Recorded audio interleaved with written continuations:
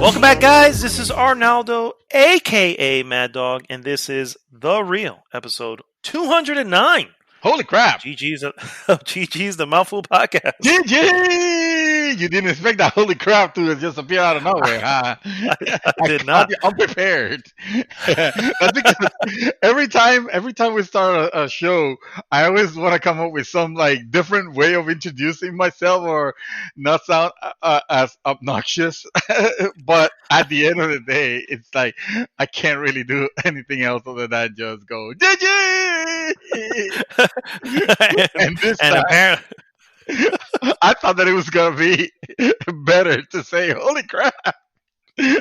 Holy crap!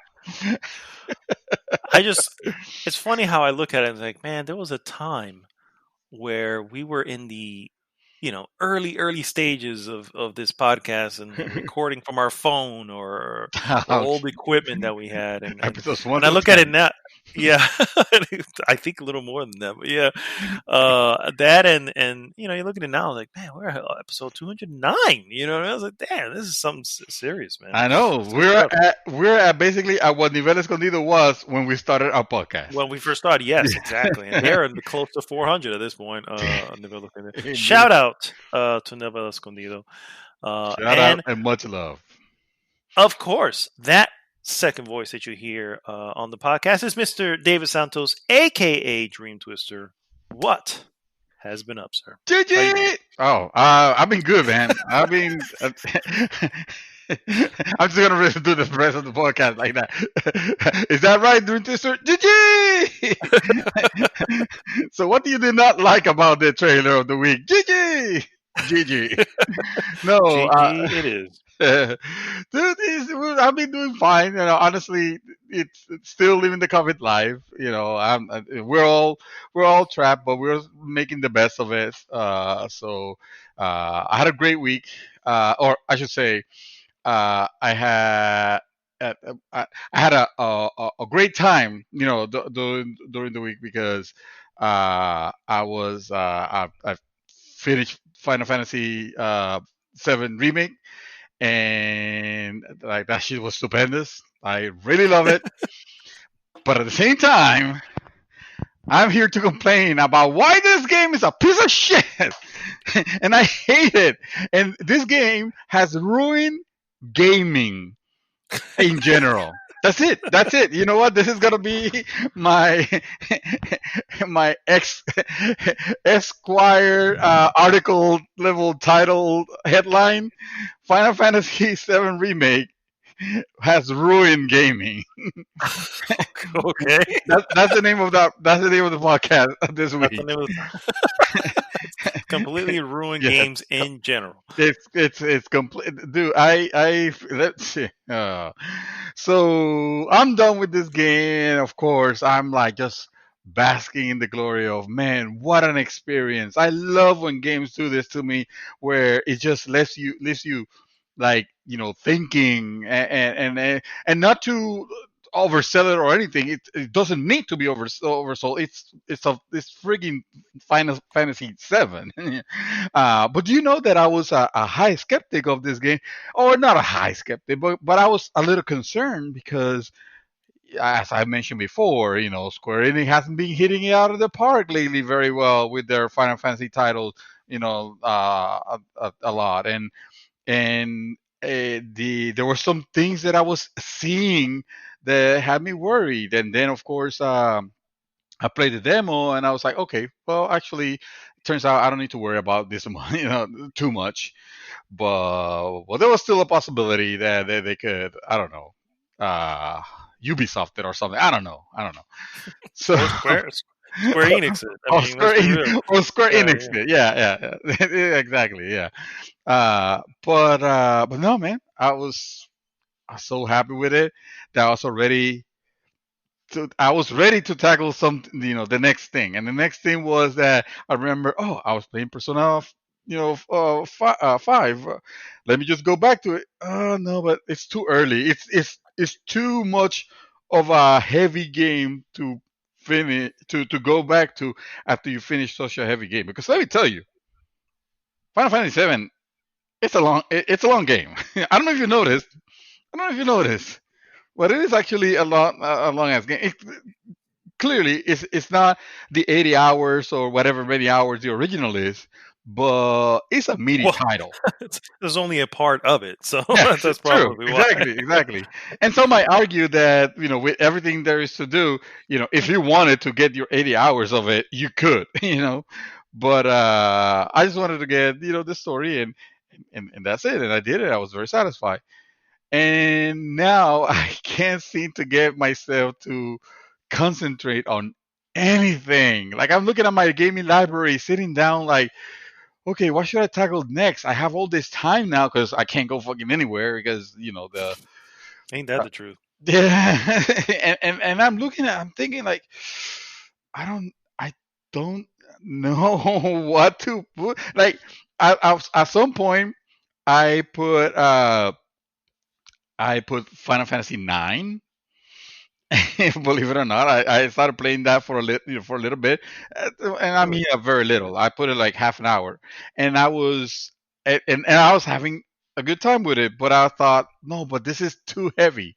Again, I was just Yeah, I so was gonna I say was. that's another long one. Yeah. That's another. Yeah, exactly. And you know what? I freaking God, I love my wife because she has allowed me to spend all the time that I spend with this game because I could not stop playing. I finished this game. It was probably like, I think it was like 5 in the morning. When I finished it. Hmm. And that was after I started playing that same day, or not, or obviously the day before, in the afternoon or something like that. So I spent all that time on it. So I wanted to try something else, and I tried that. I played, what else? I saw that XCOM came out with, that was last night actually, with XCOM Chimera Squad, which I'm gonna play. I got it because it was $10, and I saw the reviews, and the reviews are fairly, favorable. Nothing like super stellar or anything like that, but they're, good. And again, $10. Yeah. But I just loaded it to see if it was working, and then I was like, okay, done. I'm not ready for this just now. So I haven't, because the experience was so amazing, but at the same time so like tiresome, or exhausting. I haven't wanted to play anything else. I I haven't even watched any TV. Like, honestly, my days after work has been just sitting in front of the computer, like, looking for something interesting, watching a lot of YouTube videos. But that's pretty much it. I mean, you got me before we started the podcast. I was watching, again for the second time, the amazing Final Fantasy 14 no clip, from Daniel Documentary. Dwyer, the Hmm. documentary. Yes, yeah, yeah. That's just amazing. That thing is, if you're ever interested on the, fantastic story. Well, first of all, if you're ever interested in gaming documentaries done very well, very professionally, um, and you're a fan of behind the scenes stuff, this is definitely, I mean, his channel, No Clip, uh, run by Daniel Dwyer and his team. It's an amazing place to look for information. They have information on, they have no episodes on Doom. Most recently, they were doing the outer world, the outer world, the outer world, not the outer wild. Uh, Yeah, the Outer Worlds. Yeah. the Hmm. outer world, and they have like 6 episodes, lengthy episodes, on talking about The Witcher 3, and it's definitely good stuff. And that's what you caught me watching before we started doing the podcast. And when we're done, I'm gonna go back to it because I'm like super into it now. But again, not wanting to play anything else. So that has been my week. after I love, post Final Fantasy, and be prepared because that's what expects you. That's what you can expect now. good. Uh, Yeah, I was gonna say something to look forward to. Live Uh, post the remake. You feel liberated because you find yourself with all this time now, but you're like, okay, so now what I do now? Now it's just feel it's like the unknown. life How? has no meaning. Yes, exactly. Life has no meaning without a controller. That's a That's bumper sticker hilarious. right there. It sure is. Yeah. Well, And before I time. go in, yeah, 5 minutes. before I go into what I have been up to, let me first tell everybody, if you have a moment, please go to goodgame.rocks We and haven't done that join far. the. Huh? No, we have not. And I didn't You want to just stop let me you. And I was like, you just let me well, run with it. yeah, I was like, well, clearly this has an emotional toll. It's taken an emotional toll on I need you, to get it. I and definitely need you to let need it to out. let it out. Yes. And so I was Yes. like, well, I'm gonna let him roll with this. I'm gonna let him roll, and you I'm know, upset, man. I'm upset. life, I don't know what this. life has life has no meaning for him anymore, No, and no. you know, Hibert telling me to, well, dude, just start it on hard and play it on hard. And I'm like, I know I can do that, and that's probably very sound, but I don't play games like that. It's not the type of game. Let me put it this way: it's not the type of game that I want to play hard mode because I don't want to get annoyed. Anyway, finish our thing first.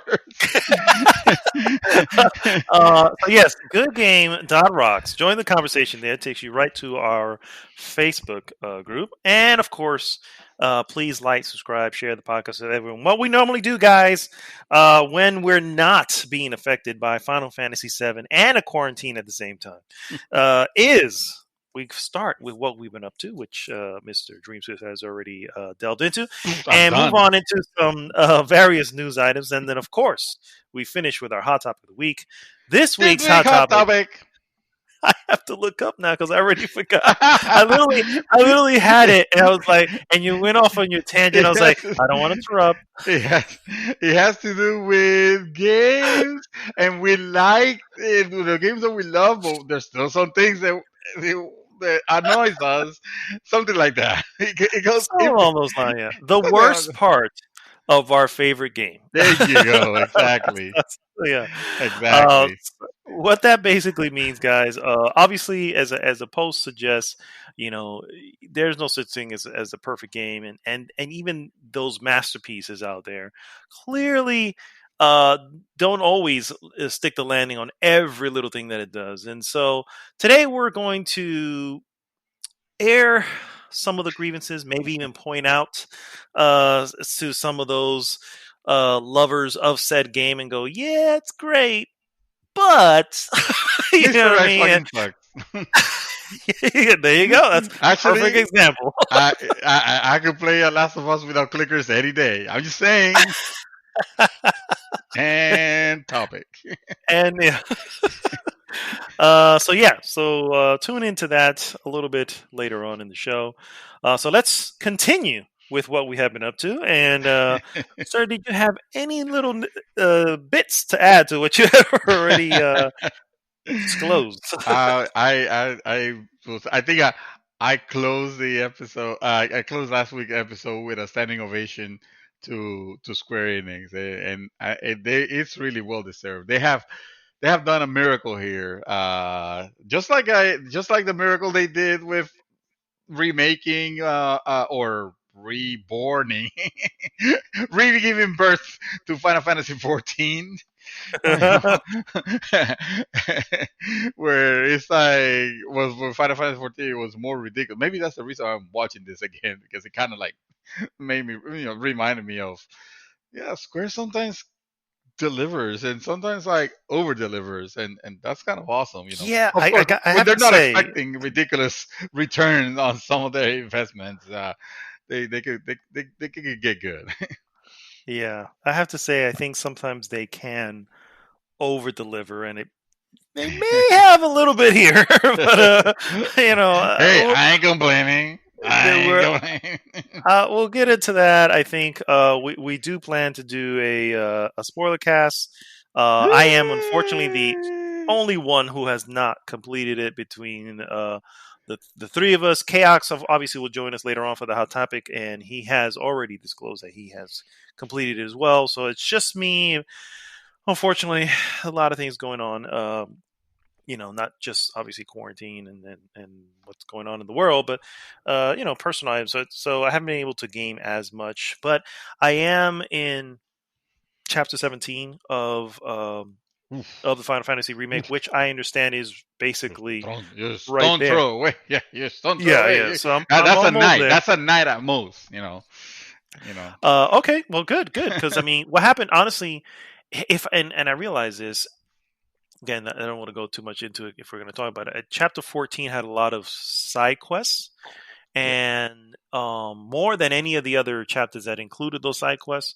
And I realized I didn't get to do all of them, but I did the majority of them. And I realized some of them were just, I don't want to say filler, but very fillerish. You know what I mean? It's just like, okay, this was That's unnecessary. side quest. Side quests for the most part, unless you're playing the Witcher, Correct. Yeah. they are they're honestly just filler. But I can't say that they felt like I was never doing a fetch quest here.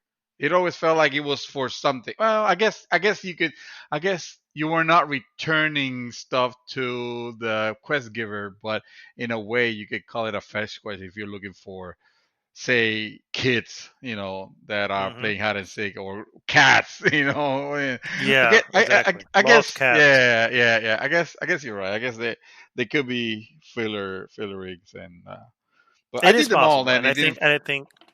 Well, there was a few that I didn't do, and I won't go into detail in it. But there's this particular key that you need to get, and once you do, it unlocks these vaults.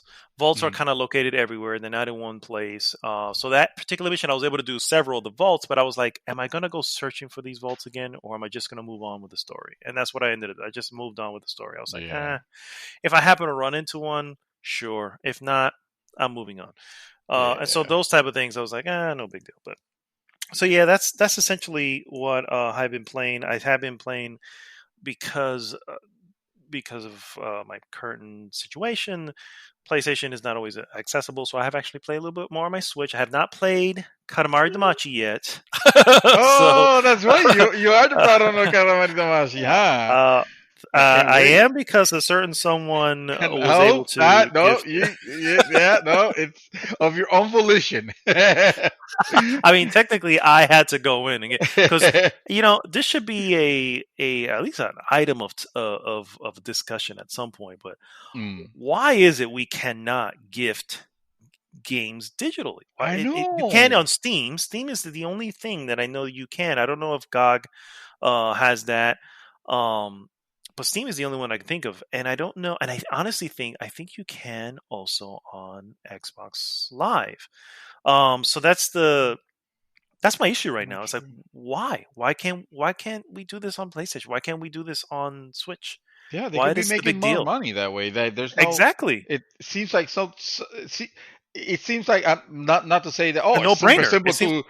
Yeah, it seems like yeah, it's definitely as business wise, it's a no brainer. Implementing it, yeah, it might take a little bit of coding, but the benefit that you're gonna get, like, exactly. why It's not? like how often I say, guys, you should really try this little indie title that is the most frou-frou thing in the world, and you guys are like, yeah, but Yeah, I'm not going to spend the 10-15 bucks on it I have to because whip I my probably wallet won't play it. out. Yeah. However, if I were to flip the bill for you guys and say, well, here you go, now it's like, well, there's little excuse now, right? You didn't pay for it. Just take a moment, to play it and give me your thoughts. But now I can't do that unless it's on Steam. You know what I mean? But anyway, Now you can actually now you have to play Katamari Damacy at some point. So yeah, I gotcha.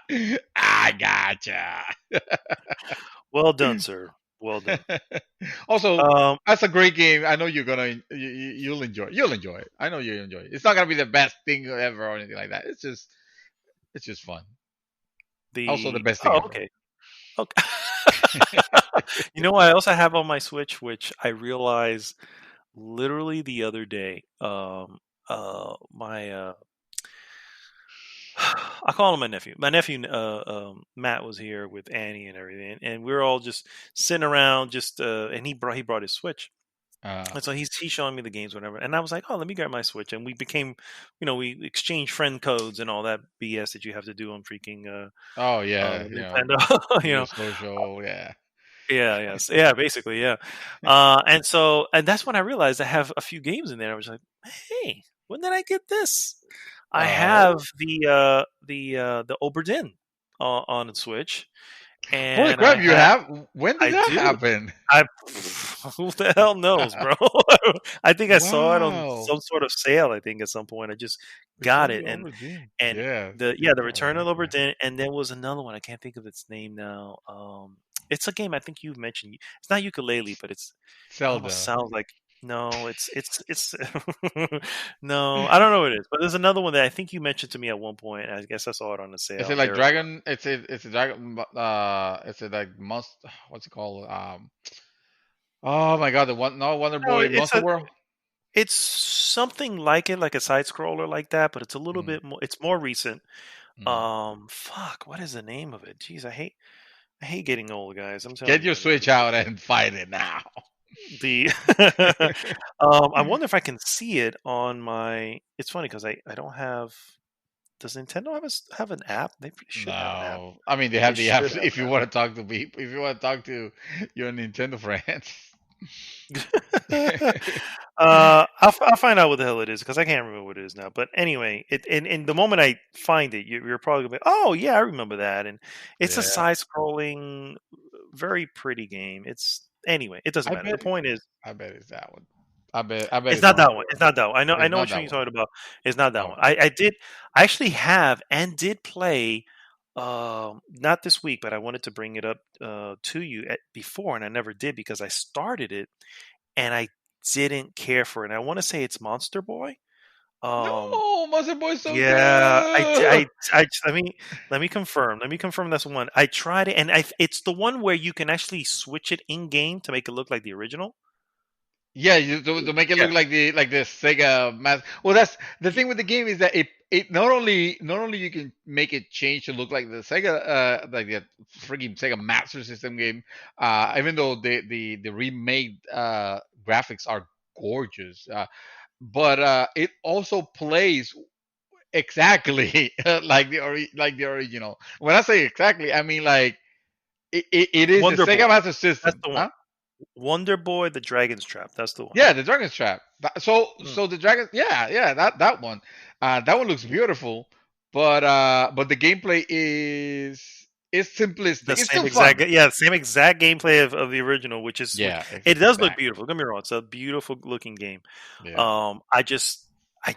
It felt, and it's funny because it wasn't until I realized you can switch it to the old one when I realized, oh, Oh, this is very dated. Okay, because yeah. it's like one, it made sense. I was like, well, okay, now I understand why it controls this way. It's just like this doesn't Yeah. make sense. The game the game is again Wonder Boy, the Dragon's Trap. I think I got it on a sale, something like that. No, I you could must I have. could You must I have. couldn't That's play it for very long, and I don't even have it installed anymore, sir. I'm sorry. I yeah. tried, No, wasn't it's okay. I think you will enjoy more the latter one that came out recently, which is the one that I'm just gonna whip out my Switch and tell you because uh whip it out. whip it. I'm just gonna do that because that particular one is it's modern. I mean it's a modern that, so it has a lot of different things, and movements, and it looks it looks amazing. uh and that one, what the hell is that one called now that I think about it? It's called Monster Boy. So that was called It's Monster Boy. Okay, that's the one I've been confusing it.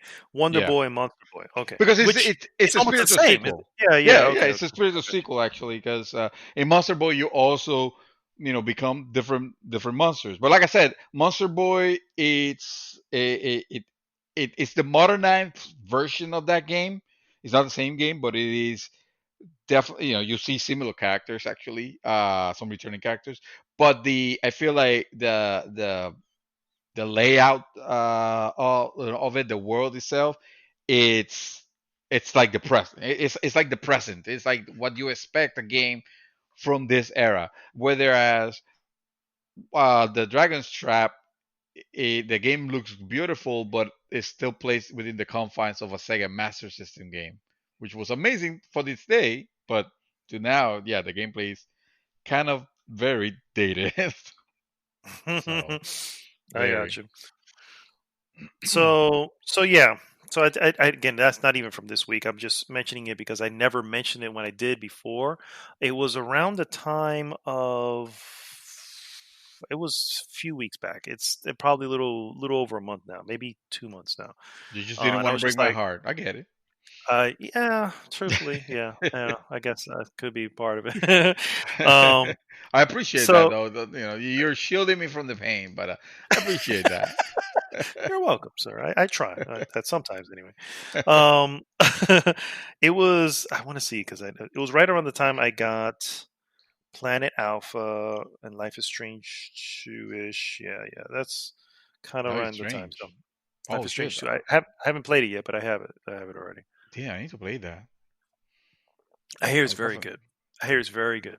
I don't know, and I hear it's Yeah, very different, but very good. I So was gonna I'm like, say all right. yeah, So yeah. It's probably anyway, good. hopefully, hopefully it is. Yeah. Anyway, so that's basically all I've been playing. Oh, Super Mario, not Odyssey. What is So it is called? that Super Mario Maker 2? Maker 2. Yeah, I've been playing Talk to lots of me. that. I haven't tried the new world. I'm really just trying to get the hang of playing a lot of the levels. It's a lot of fun. Mhm. I realize Yeah, I've it is. always been into all Mario games. You know what I'm saying? I've not Yeah. been in any way, and every one that I've played, I've always completed. So even though this one, obviously, it's about creating and sharing levels and all this stuff, it does have its own story mode and It does have everything. its So own I'm just campaign, the beatable campaign, yeah, campaign. Yeah, yeah, yeah, so I want to complete the campaign and then really kind of delve into making an awesome world, right? Because that's yeah. the new thing where you can actually make a world, which I actually have a news piece for, but I guess we can bring it up Yeah. now. But anyway, I haven't started doing that. I haven't even started making a game, so I have no, in my head, I have like no clue how to even start doing it, and I still would need to beat. Um, our very own Sparrow Wolf's level where he had made a level Oh, and that shit is pretty hard. I'm not gonna lie. I'm like, yeah. whoa, this is a tough one. I haven't gone I back to it, but I easily died a good 30, 40 times and I was like, fucking holy hell, this crap. one is serious. Yeah, it's serious. He's a sadistic bastard. Oh, he is for sure, for sure. It's clear. The moment you get to the level, you go, "Oh, this fucker here." It's the first thing you say. It's like, "Oh, this guy." I I love you, need to, Sparrow Wolf. I'm kidding. I need to see, his level. I surprised, I grab, I don't usually, uh, I, I don't play my Switch as more as I should be. Uh, and now that I'm looking at my library, I'm like thinking like, man, this could have resolved the issue that I was having this weekend, because I can see at least three games here that I would have loved to go, to go back into. If there's Uh, any, yeah, if there's, and this is the beauty of any type of Mario game from that, because I still have all the original Mario's, 1, 2, and 3, World, 64. I have them still on my Wii, my original Wii. I still have them downloaded in there, and I return to them every so often. Every so often, just plug in the Wii, bring out the controller, and just jump back onto to playing it. oh my And god. actually, I actually even less now that I think about it. I probably don't need to because I can actually do it from my Switch because I am Yeah. a member of their stupid online game shit, Oh, which I have yet to see anything other than those old classic Super Nintendo games, not Super Nintendo, Mario games. Other than mhm. those, I've yet to see anything of value in those old games. I'm just like Tecmo Bowl. I'm like, this is cool for like 5 minutes. You know what 20 I mean? $20 Um, a year, you get what you pay for. yeah, this is true. This is very true. But it's just sad because they would get everyone's $20 a year easily if they put in some of the better, uh, you know, Yeah, yeah, the titles. classics. You know what I mean? Yeah, open up There's that so many of them. Open Yeah, up the library, guys. open up the It's library. there, Open and you the can shift vault. in and out. Yeah, you can shift in and out. You can just say, "Hey, for 2020, we're gonna have these games, Yeah. and then for 2021, we'll take off some of these, but put these other." You know what I mean? You can shift it out like Netflix fucking does. I mean, what the hell not? Oh, dude, Anyway, dude, dude, um, dude. There's a legendary, and when I mean legendary, I mean like top of the line, must have in your gameplay collection of games that you have beaten, that you just have to play it because it's so fun. It is so good, and I know you're gonna fall in love with it. And that game, sir, is Super Mario Odyssey, and you haven't I yet, do and need it to get it. shocks I have me. not, yeah. I have, well, it's the it, deal is like well, first off, here's the deal. One, it's I have this thing in my head that disturbs me when it's like, okay, the game came out 2, 3 years ago at this point. It's still $60 everywhere you go.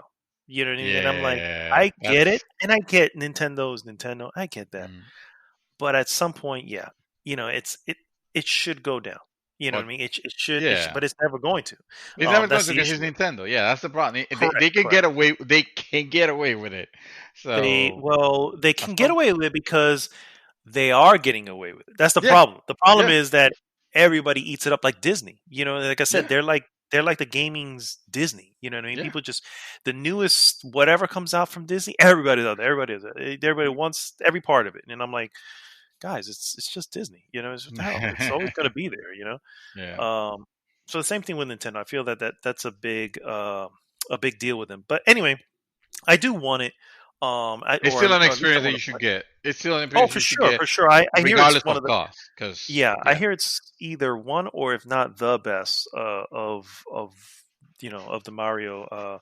And it's a shame because like I said, I've played almost all of them, and it's like, well, mm, shit, I missed out on this one. But at the same time, I'm like, come on, guys, you, just you, at least make it a $10, $15 off at some point. You know what I mean? And to be fair, Nintendo does do their occasional sales, which they never did before. So I do give them that much. But and yes, those titles are never going to be 70% off. no, They're never going no, to be. They'll that's not be 25% off at max, but never a big acceptable. drop. But at a 25% off, I probably would jump into. And then the other thing is, I don't even have a memory card for my Switch, so I'm at capacity most of the time. You know what I mean? I'm just like, oh, freaking That's the small title, ass or little hard drive. yeah. Now that's that's a system that requires almost that you have at least I don't know, a 64 gigabyte, what do you call those, SD SD cards, yeah, cards. yeah. Yeah, yeah. And to be fair, they have been they're not pricey as they used to be anymore. I think I saw a No, 32 memory's gigabyte actually for gotten like much cheaper. $7. So Yeah, so and it's yeah, just me getting it. I just haven't gotten around to getting it, yeah. and so that's really what it is. But I will eventually jump on that Mario for sure. Odyssey, on the other hand, 59.99 if you get the digital version. I know, I know. That's what I'm saying. Still, how about you trade Unbelievable. some game? If only we had a store we can trade games and for No, credit unfortunately, card. they're not essential. I mean, that's what it is. Ah, that's sad. Oh, Oh, oh oh man. man. Oh, Uh, so that's basically all I've been playing for the most part, and I have been watching some stuff.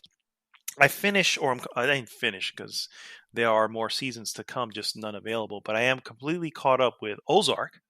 I've oh. seen the first 3 seasons, and dude, for Dude. sure, this Uh-huh. show it is very Breaking Bad esque, and little Uh-huh. by little, it has gotten more and more that feel to it. However, it still has its own feel. Yeah. It's basically within the same. So I'm pretty sure I brought this up before, but I'll let people know. If you don't know what Ozark is, basically It is a story of a guy, Marty Bird. He is someone who launders money for the Mexican cartel. Something happens where his friend actually steals. This is from the very pilot episode. A friend is stealing money from the cartel. They go to kill them all, but instead Marty bids for his life by saying, "Hey, if you help me go over here, I can help launder way more. You know what I mean? Than we've ever done before." Mhm. They buy into it. He ends up moving to the Ozarks, and there goes the show. It's constantly escalating in the amount of scenarios and situations they find themselves in and how they have to work their way around it. Sometimes it's by luck. Sometimes it's by actual skill, which is even more cooler. But this last season, season three, has some of the finer moments that I remember Breaking Bad having. Because Breaking Bad, Mm. the beauty of Breaking Bad was it was a gradual change to him becoming, Heisenberg. You know what I mean? And Yeah. and he didn't immediately become that persona and that someone who was who he commanded fear by towards the end. You know what I mean? Yeah. Um, and that's not how it started off. As a matter of fact, for the majority of the series, it wasn't like that. But he still was able to always outthink his opponents, and this is kind of that turning point, season three, where I'm starting to see that Marty Bird is slowly but surely making that turn, and not just him. You know what I mean? Because his family's involved, and they are completely aware of it. And again, this is from the first episodes. It's not really a spoiler. They know what the fuck. He has a wife and two kids, and they're all in the know as to what's going on. And little by little, even they start to become a force within his own personal organization.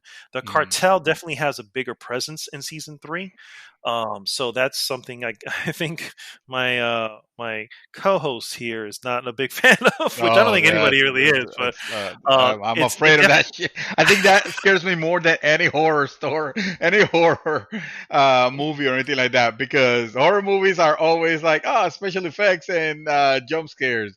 The fucking Mexican cartel are very real, and the shit they do there, it's the the shit they show on TV is probably taped. It's definitely tamer than what they're really capable of, and that shit just Oh, for like sure, for sure, for sure. it And here, I can freaks me definitely out. still say that season three. I can't speak of the future, but up to season three has not crossed any lines where now it's just being graphic for the sake of being graphic, and I don't think it Oh. ever will because, um, uh, gosh, what is his name? Jason Bateman is Mm. directly involved with its creation. He's directed several episodes. He directed the pilot and the follow up episode, and Mm. many episodes. He's obviously a producer. He is, I think, very keenly aware of what the show is, and will Mm. probably not let it go to that point. I Mm. think there is violence obviously because there's dealing with a violent world, but it's never to the point where it's gruesome, and it definitely, but it doesn't shy away from having those moments. You know what I mean? It does the Yeah. perfect cut, sometimes where it's like sometimes your imagination is even better. I think a movie that Yeah. does that really well is No Country for Old Men, which I may have brought up before, and I apologize if I did. But No Oh Country for yeah. Old Men is a like there's someone there who is like a serious killer. You know what I mean? And someone Yeah. who's just like really, but sometimes it just does things off screen, and he does. You'll see a few things, and then Mm. the other things you don't, and now you're just left with your imagination going, "Oh my god, he probably did this." You know what I mean? So Yeah. here I think it plays with that as well. Anyway, great series, highly recommend it, particularly if you liked Breaking Bad or just good writing in general. Definitely recommend that show. Unfortunately, it's only on season three. Season three is not the end. It will continue for how long, I don't know, but I hope, at like Breaking Bad, that they're smart enough to pull the plug. Not pull the Mm. plug, because that makes it sound like you're killing it, but smart enough to wrap it up at some point. You know what I mean? Because Yeah. Breaking Bad only went five seasons, and that's a complete story. Did not need anything more, did not need anything less. And I think a strong series knows, hey, we need to have an end game, so we should know Yeah. what it is now and be leading towards that at all points. And that's something that shows like Walking Dead clearly do not fucking get. No. But Somebody, somebody actually made a comment on Facebook, not on a group, but in general. I guess there's with the quarantine and all, they were looking for stuff to start watching, and this person started watching all the way to season 4, and she was wondering if she should continue. no, You know. I saw that, and you know what? I did see that post, believe it or not, and I was like, I want to tell them no, but I know that I'm going to run into a bunch of people who are like, "No, it's great. You should be watching it." Yeah. You know, just something's going to happen. I'm just like, never mind.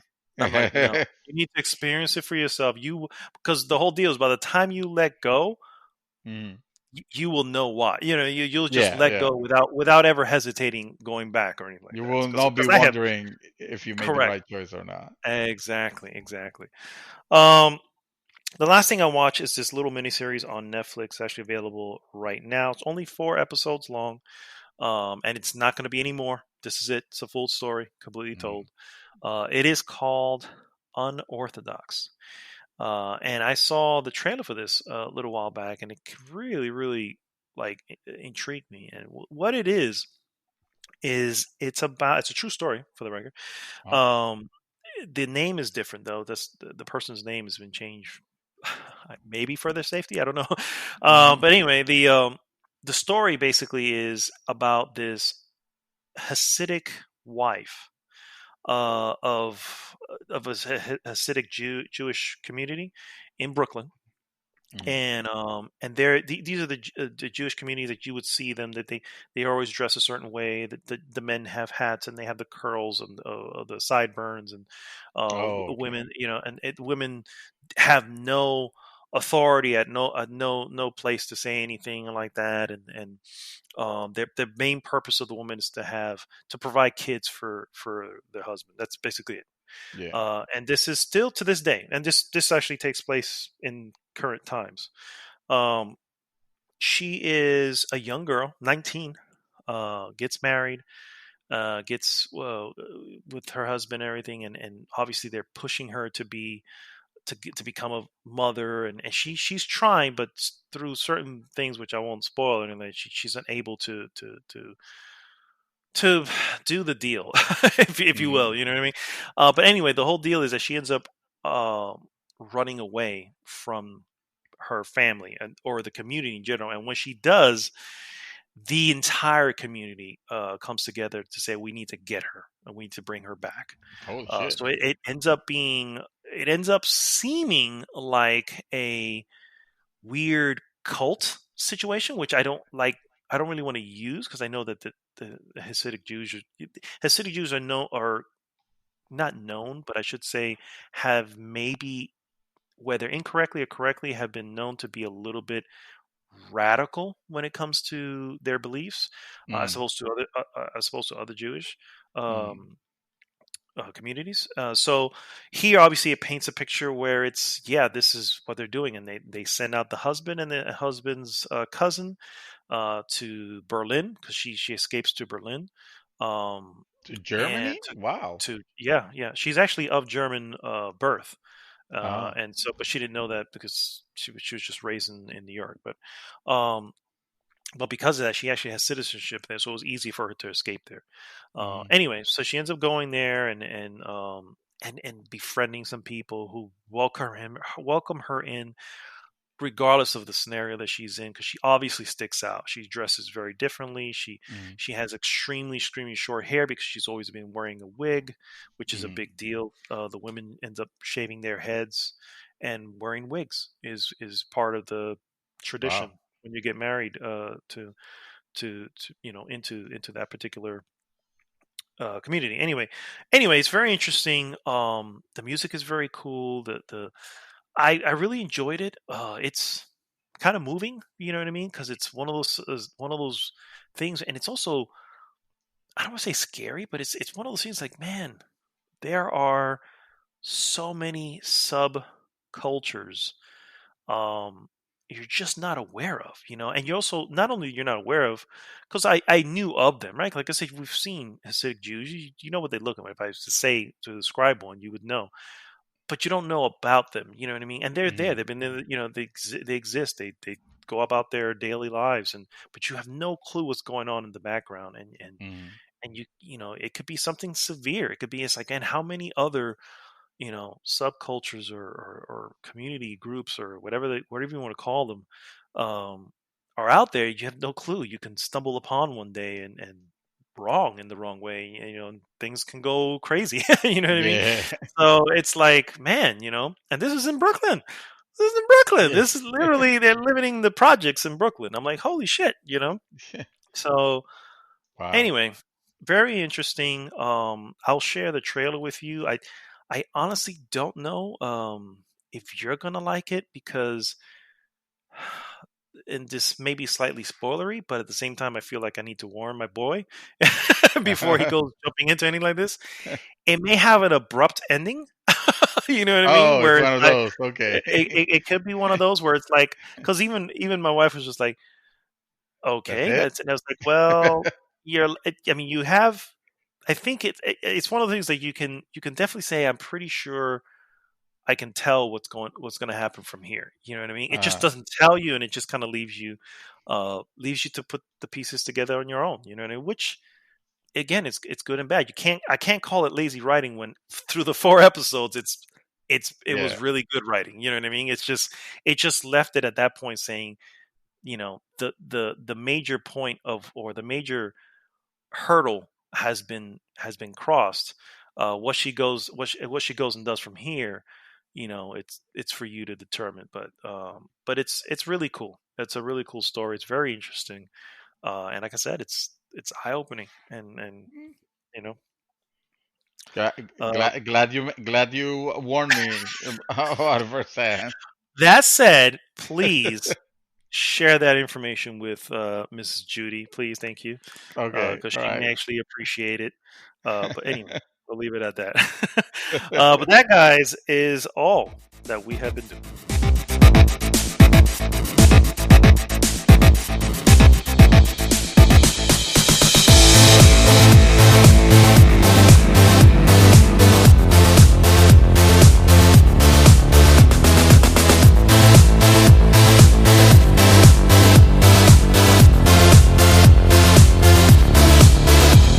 And we are back, guys, and it is time for our useless news that you can use That we can use, not to and abuse. abuse. There you go. Eventually, I we thought we were just not stumbled abusing upon anymore, dude. no, but yeah, I just feel like you're gonna say it, so I'm like, I'm actually trying to preempt you and see if No, we can say it at the exact same time. And no, I. not today. For some reason, you don't want to abuse the news. It's So, recorded. You just got arrested. huh? I say you just got Okay, arrested. I just got arrested. Okay, uh, Oh starting boy. from the top, Metalhead Mick Gordon might be done with making Doom soundtracks. Holy crap. Uh, I forgot about that. Yes. I didn't include that one, but that's an that's important a one. major one. Yeah, Holy that's shit. probably the biggest beat. One of the at least one of the biggest. Following a botched mixing job on the official soundtrack, Mick Gordon could be done working with Bethesda on future Doom games. By the way, I'm reading this Oh from gosh. Tweak Town. Doom Eternal soundtrack is amazing, and It is. couldn't imagine the game without Mick Gordon's killer riffs. But the metalhead might not work on the next game. The reason? A falling out with the game's soundtrack. Doom Eternal's official soundtrack apparently is quite different than the in-game music riffs, which up until now have only been available on Doom Eternal tracks, basically. According to findings on Twitter, the official soundtrack, was neutered by bad mixing, leading to stunted sound wavelengths that ultimately affects the range of the instrumental themselves. Mick Gordon actually responded to the thread and says he's not responsible for those edits and that he only mixed a few songs on the OST, including Meat Hook and Command and Control. And this is from this is a tweet here. Uh, Hold on, I want to see who this tweet is from. But this is from Twitter. These heavily compressed mixes were then thrown together and had their combined master volume lowered, which is what creates those seemingly perfectly parallel edges throughout. The instruments mm, are all fighting each other, and thus the mix sounds very poor as a result. Mick Gordon is a far more talented audio engineer than me. It's not even close, and that's what makes this especially frustrating. I expect much better from him. Again, the music itself is phenomenal, but this mix on the official soundtrack is frankly terrible. And mhm. so, fucking hell, dude. I, You I know can what I, I mean? I can tell you a little bit of that because as I read this piece of news, I started to dig in a little bit because I wanted to understand Hmm. what went on. Because as you're playing the game, and it's not clear to me if he's referring to the game soundtrack as he's playing, in the game, or if he's talking about like a separate soundtrack or not. But No, no, the regardless, official soundtrack. I think it's the official soundtrack that, like the actual soundtrack, like the the like that you can LP. Yeah, buy yeah, yeah, separate. yeah, Yeah, exactly. Yeah, got yeah. you, That's what got he's you. referring to. Yeah. So I did check because, this was not known to me, but evidently this there's even a lot of artists out there have had issues with the recordings or their albums where you spend you know hundreds of thousands of dollars on equipment or on recording equipment or recording studio hours and stuff like that, and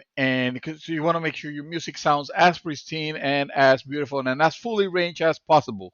um, in the and then for someone to do a pretty shoddy mixing work, a supposed audio engineer, you know, it Allegedly. opens, yeah, allegedly, because when you start seeing some of the like I saw the problem here, when you if you were to open the recording as it's meant to sound in Audacity, for example, you will notice that you know how Audacity does the lines, of the voices or the sound in general.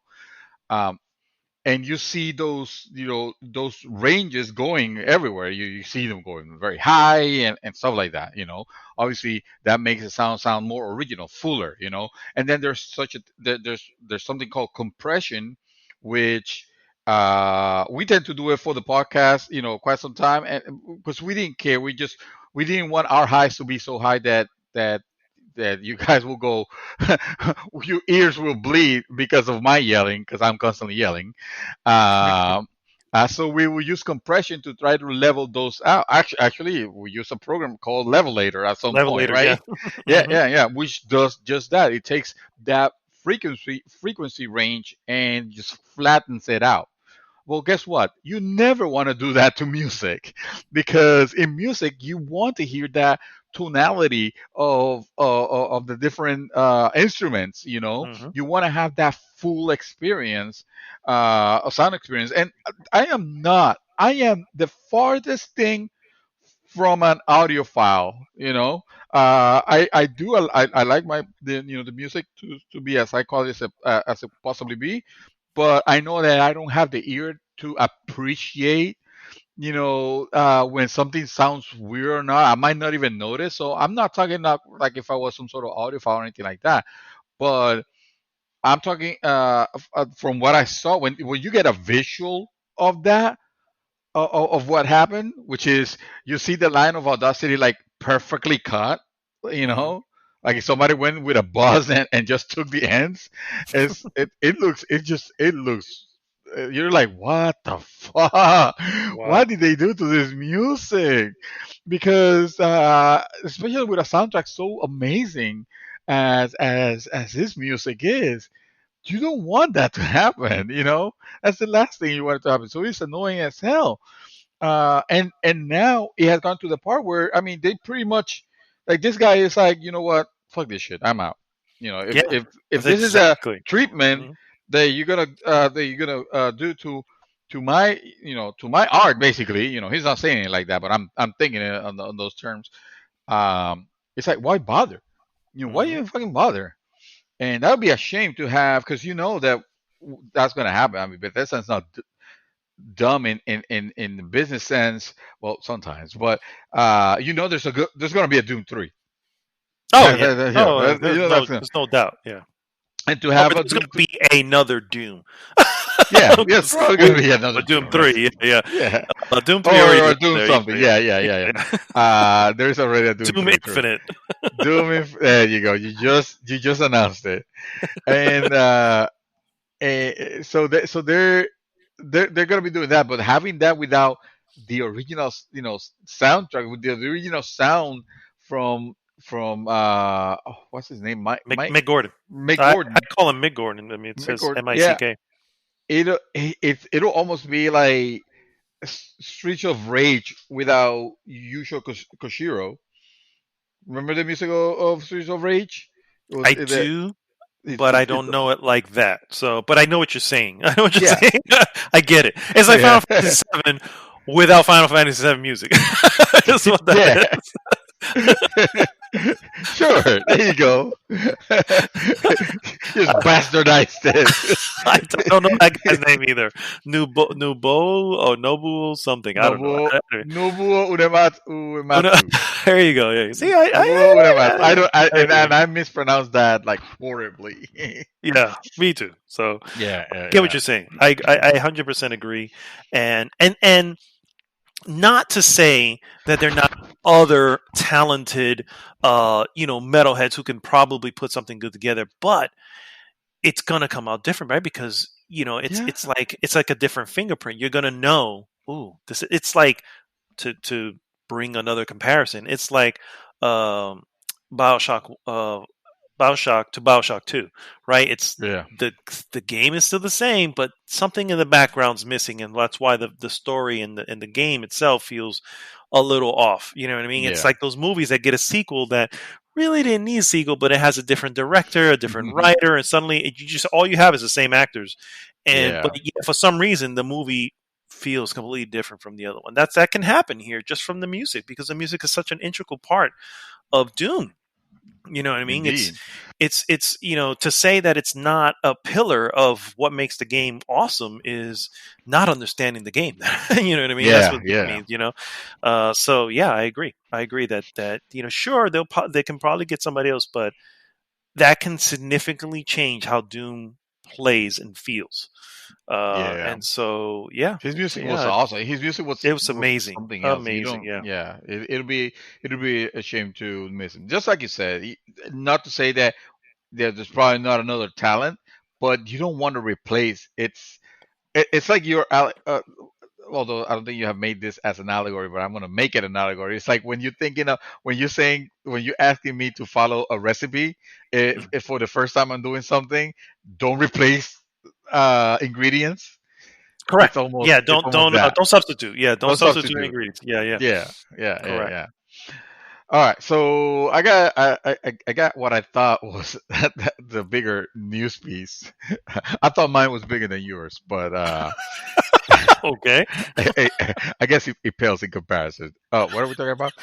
I don't know. Nintendo. Dear Lord. Yes, thank you. We're talking about Nintendo. Nintendo confirms up to 160,000 accounts accessed in a huge privacy breach, and this is no laughing matter.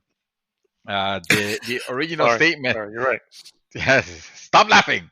Stop laughing. One of them could be you. Do you have two-factor authentication, sir? I Like, do. you know I what? do. Oh, okay, all right. Because I was gonna say then your whole identity has been compromised. No, I'm kidding. I'm kidding. That's not. It could still be compromised to be fair, but yeah, yeah, yeah. You never know. So, in a statement, maybe that's how Katamari Damacy appeared on your shop. I know. Maybe Somebody went and bought it for me. I'm like, hacked. what the hell? They hacked into it. Believe it or not, I was actually looking. Side note, I was actually looking for ways of of gifting you this game because I wanted to play it so bad.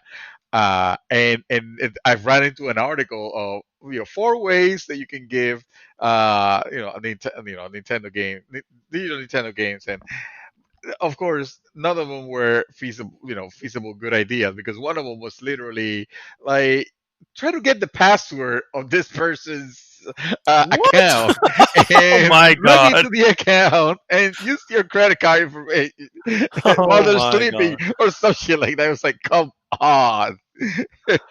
Like, MacDog's gonna let me do that again. Yes, that's why I got the first Destiny. Damn it. You still bugger about that, aren't you? You're never gonna let that go. Anyway, in a statement, Nintendo said, actually, this was the first piece of news. It says, Nintendo says that at present, there was no evidence to suggest Nintendo's own database servers or services had been accessed. This again suggests the login data used to access accounts was obtained elsewhere, a tactic known as credential stuffing. Uh, my God, phishing, spear phishing. Now I we have know. credential stuffing. Okay. To protect accounts going forward, Nintendo will not detail more of how the attack took place. Finally, as Eurogamer reported earlier, Nintendo logins via the Nintendo Network ID has been disabled, and all users are highly recommended to enable two-factor authentication immediately.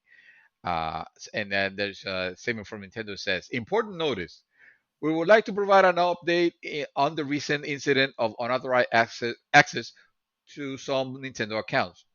While we continue to investigate, we would like to reassure that there is currently no evidence pointing towards a breach of Nintendo's databases, servers, or services. As one action in our ongoing investigation, we are discontinuing the ability to use a Nintendo Network ID to sign into a Nintendo account. All other options to sign in on a Nintendo account remain available. As a further precaution, we will soon contact users about resetting their passwords for Nintendo Network IDs and Nintendo accounts that have a reason to believe that we have a reason to believe they were accessed without authorization. In addition, we will continue to strongly encourage users to enable two-step verification for their Nintendo accounts as instructed in the how to set up two-step verification for a Nintendo account. There's a link in the Nintendo website for that. As Nice. any users become aware of unauthorized activity, we will encourage them to take the steps outlined in the article about Nintendo account recovery process. Again, there's a link for that for the website on Nintendo.com. During the investigation, in order to deter further attempts of unauthorized signing, we will not reveal more information about the methods employed to gain authorized access. We apologize for the inconvenience and concerns caused to our customers, and we will continue to work hard to safeguard the security of our users' data. And then there was an update that came out recently. It says, that Nintendo has now published in English language a statement today announced that the account system has suffered a privacy breach of effect. Oh well, actually, this is the update that confirms that there were the number, because I guess at first it wasn't it wasn't known, but up to 160,000, bro. Mm. That's no joke. I mean, there's obviously millions of accounts, and this is Nintendo, but But that is still, still yeah, a I nasty. got you. Yeah, Yeah, that's that's still enough. a That's enough to nasty. cause some damage. Yeah. Yeah. I mean, this is nothing to compare to the Sony breach, if you remember from all No, those days ago, but no, not at all. years The ago. entire But shit shut down for like a month? It was a literally month. no. It was like 6 7 weeks. It was something serious. Oh, It was really? Oh, something. yeah, Oh yeah. yeah. Oh yeah. And Oh, right around the same time uh, that sidebar, because it has nothing to do with the story, but right around the same time that the most recent SOCOM was coming to release, which fucked their release dude, Portal because you can't 2. play it. Yeah, and Portal 2. Well, yeah, but Portal 2 survived because it came out on PC. You know what I mean? Yeah, And it had legs in the other markets, but not yeah. SOCOM. SOCOM is SOCOM got not. You know what I mean? So it's like, fucked. yeah, it got fucked with that because Yeah. they're like, it's out, go get it. But you can't I play don't it. know when you're gonna play it online, but there's a single player in there that nobody plays. Sure, go get that.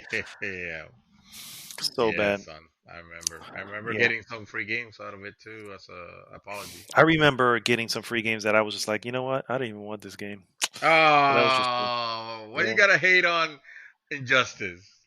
The original No, Injustice. infamous, infamous. Infamous. Fuck. Yeah, Infamous. Infamous. I always get yeah. those two confused. Infamous. I Yeah. sorry. And the funny thing is, I get it. It was a competent game, and it wasn't broken in any way, or the game was a great made game. It's just I didn't have You no just interest in hate it. Just Sony. You just the don't like Sony. clearly, God, I hate them Really? so much. I'm about to talk about a story about Xbox. Uh, Custom Cyberpunk 2077 Xbox One limited edition bundle has been leaked. Ooh. I don't know if this is when it first happened. I'm not sure if it's already been released. No, Uh, it's already. it's already Goes to okay. show how informed are you about Xbox stuff? How much you keep being a fanboy of Xbox? How much you keep in the know?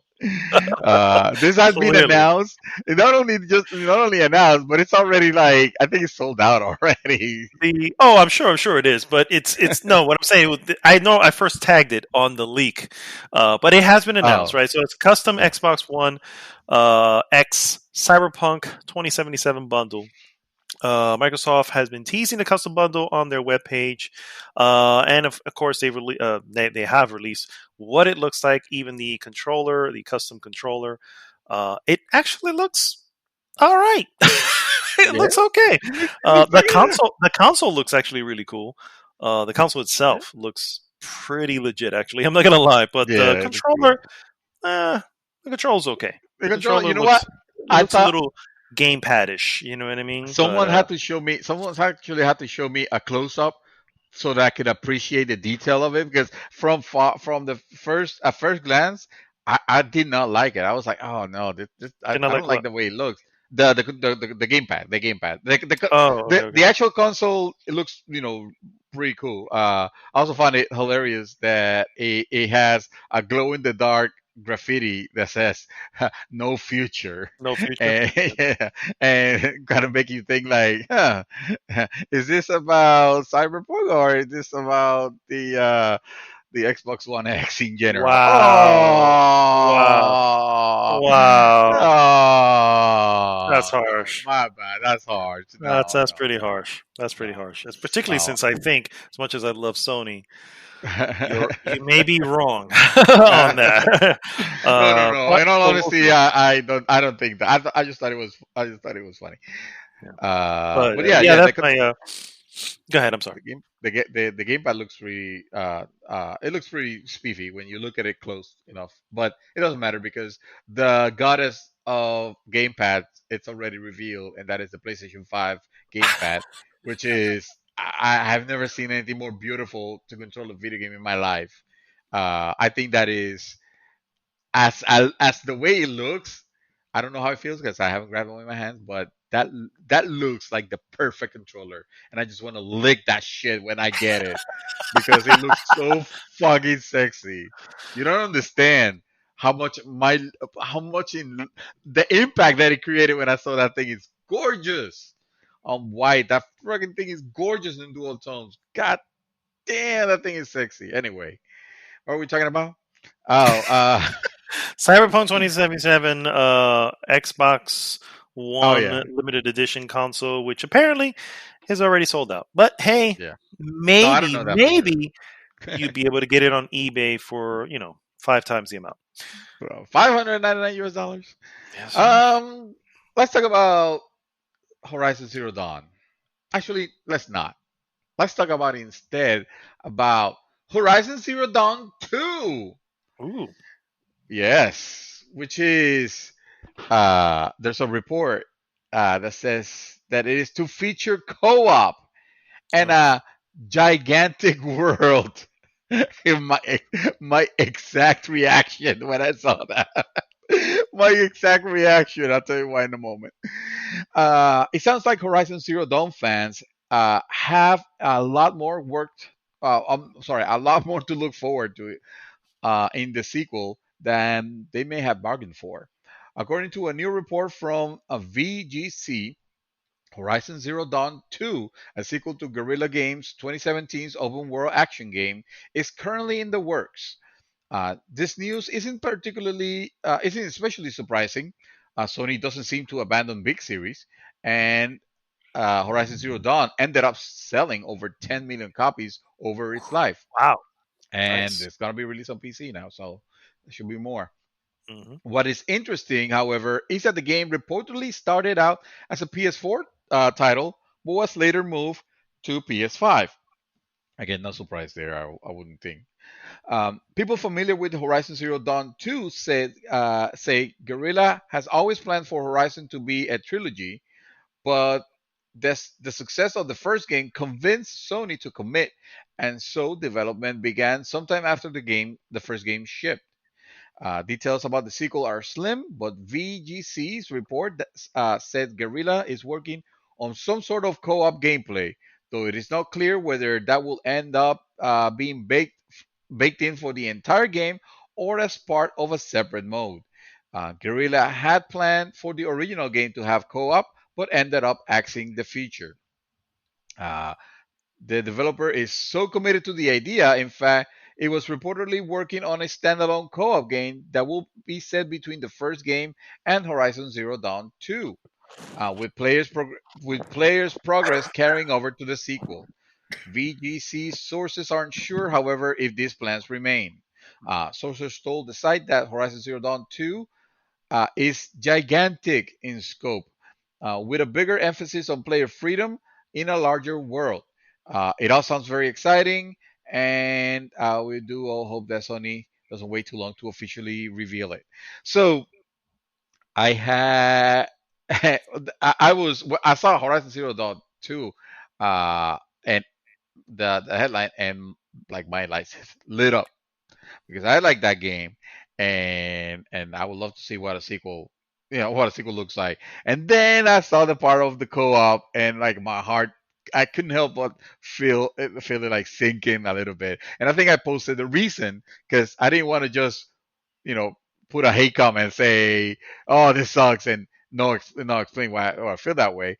But I feel like when you hear co-op, I'm not against the idea of co-op. I just don't think it has to be applied to every game, and it feels like every time it gets applied, it gets shoehorned in a way that it's at the expense of the single player experience Correct. because you either have to make you think, let's say you and I love when we get to play together, but we barely ever get to because of schedule.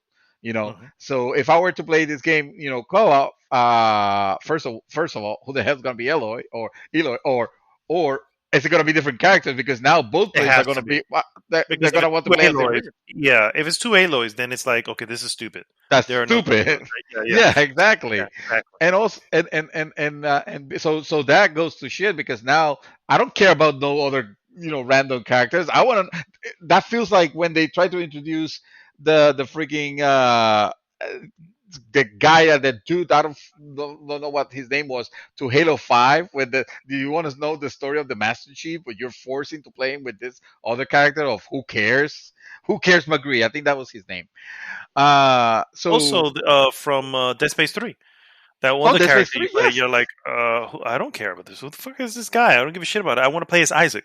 I You know want what to I play as mean? Yeah, Isaac. yeah, yeah. Yes, yes. Which So that now, to be uh, fair though, you can play that game with just Isaac. So it's yeah. so I think if they were to keep that to the sense where the game is designed for one person and can be expanded for two, okay, I'm all right with that. That as long Mm, as nothing else gets jeopardized because of it, But I don't know. It's still there's still that danger. yeah. The last thing I think they should do is to make it mandatory Oh hell no. co-op. You Yeah. know what I mean? Oh fuck That's that the shit. last thing I think they should do. Because even was it a Way Out, which I A heard is Way a Out very was good one of them. which I heard was Yeah. a very good game Yeah. for the record. But it's EA, and I'm not going to buy it. But that said, it's one of the things like if you don't have somebody else to play with, you can't play. The game will Yeah. not allow you, but you need a second Yeah. person. I don't think they're that stupid to do that. But at the same time, I can see some concession being made because of the fact that you have to have two people, and it's like, And why? that's Why my would you do that? Why would that's my you? concern. Yeah, I don't want it to be. I don't want to have an eternal AI partner that is constantly running behind me, because that shit is not always optimal. It always feels like, oh, you were definitely just trying to make this a co-op, and now because I don't have a person to play with me at this exact time, uh, then I'm gonna be stuck with a dumb AI, partner, and that shit is annoying and it unnecessary. is. Horizon Zero Dawn. I mean, they're saying, oh, we always meant to do, or we always wanted to make it a co-op. Yeah, no, I think that's bullshit. I think you're doing this now to kind of to take a box, or something, or I don't know. Honestly, I can't. It's not fair for me to say that, because you don't know what their Your the intentions were, yeah, the yeah, intention the yeah. intention and the artistic view is what the artistic idea is with it. So, but that said, usually usually when a game is meant to be co-op, even if you're playing single player, it kind of shows, oh, the game intended for me to play this co-op. This Hmm. sucks. Yeah, So, but yeah, I let's give agree. him the benefit of the doubt. Well, let's hope. That's the Let's end of hope. this.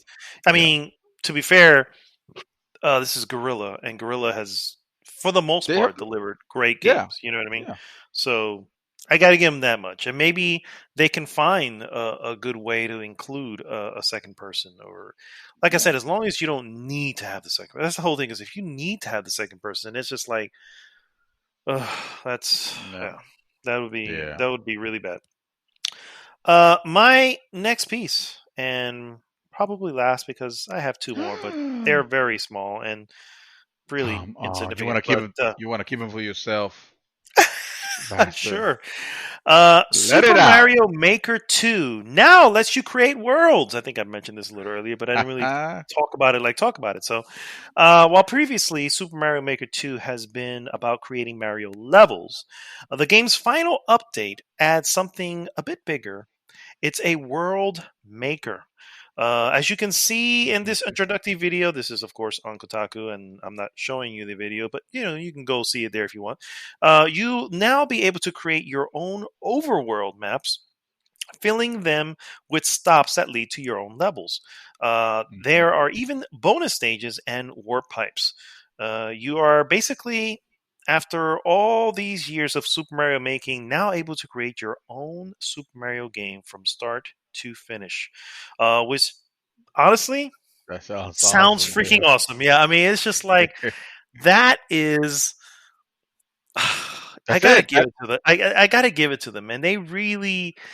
When they first mentioned the original Mario Maker, I saw the trailer for it, and I was just like, "Oh my god, this is genius! Why have they? How they've not done this earlier?"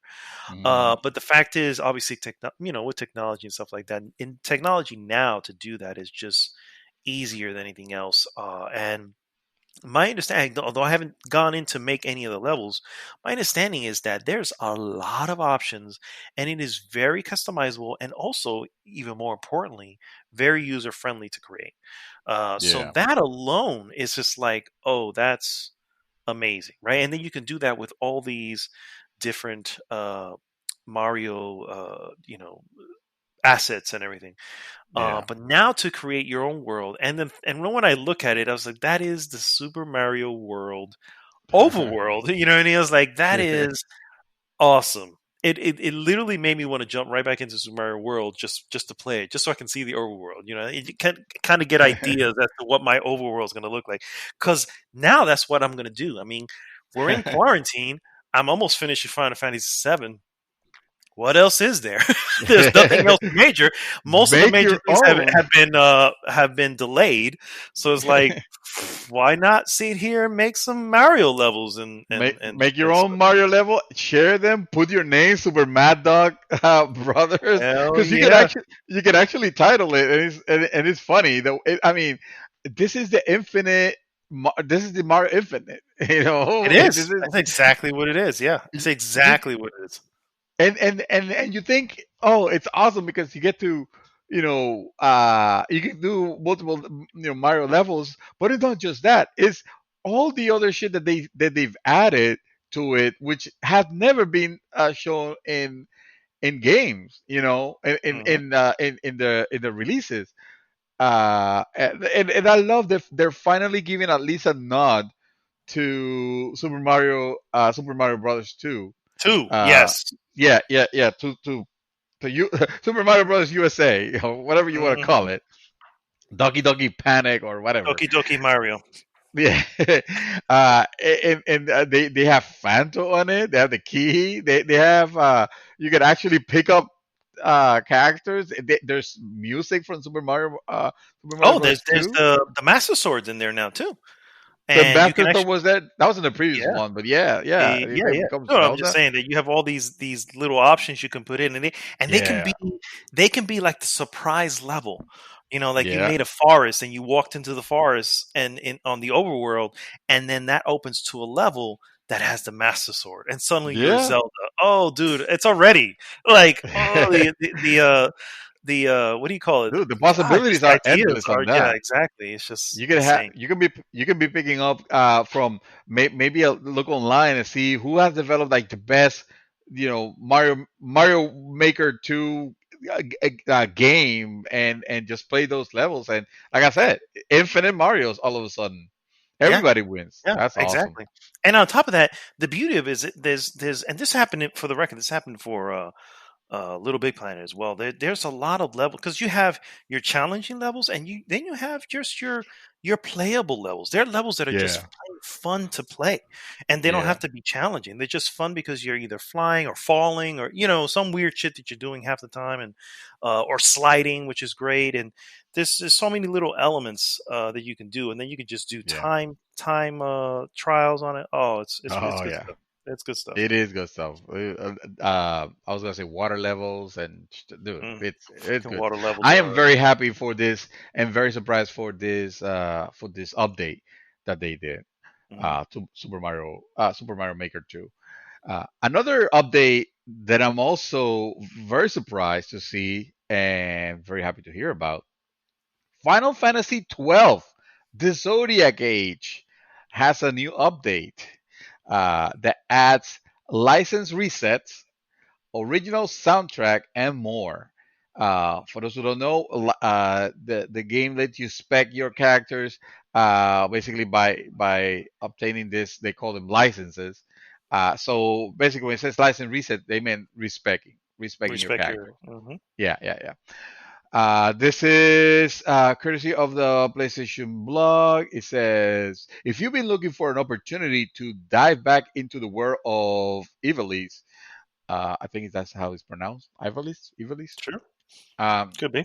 then we have some great news. A new update for Final Fantasy 12, the Zodiac Age, is releasing today.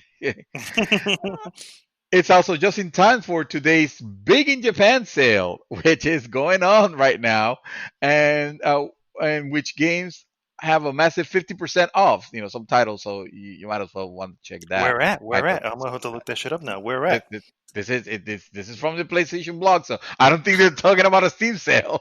If you Oh, haven't tried it, now is the time because the new patch brings some significant changes to the game, many of which have been highly requested by fans. And then here's a brief look at what they've added. Like I mentioned, you can now reset licenses. In Final Fantasy 12, the Zodiac Age, you assign each character of your party up to two licenses. Think of them as jobs. They define the role they'll play in battle. So, for example, you can have Balthier.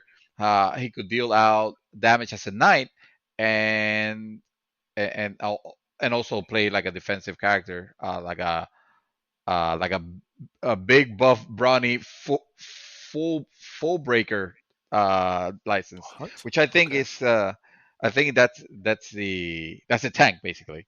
Okay. So it's an incredibly flexible system that gives you a lot of control. Though fans have one issue with it. You once you assign a role to a character, you couldn't reset it. Well, not anymore. Simply head over to Ravanaster, the city where the game starts, and visit Montblanc, the leader of Clan Centurio.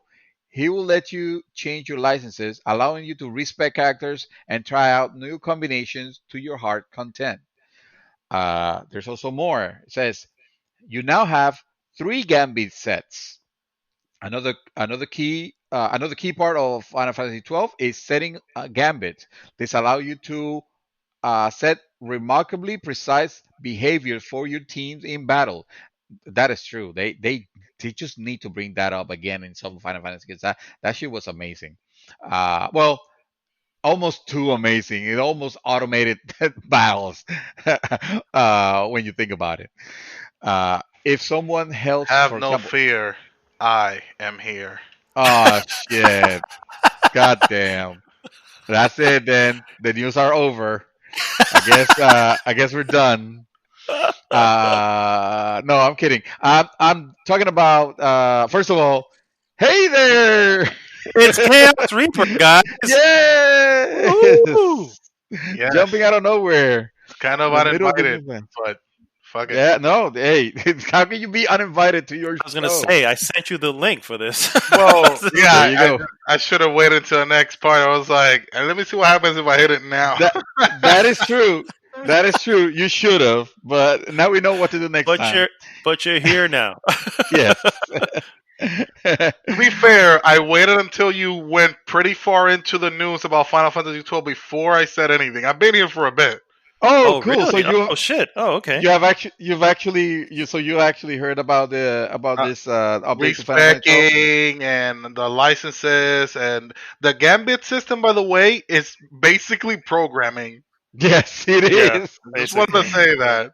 It is. If someone cell drops to critical, they can you can automatically automate someone to do a healing It, spell. it You don't know. even have to be critical. Literally had settings like 50, 40, 30% health, and that's when it Yes. would heal.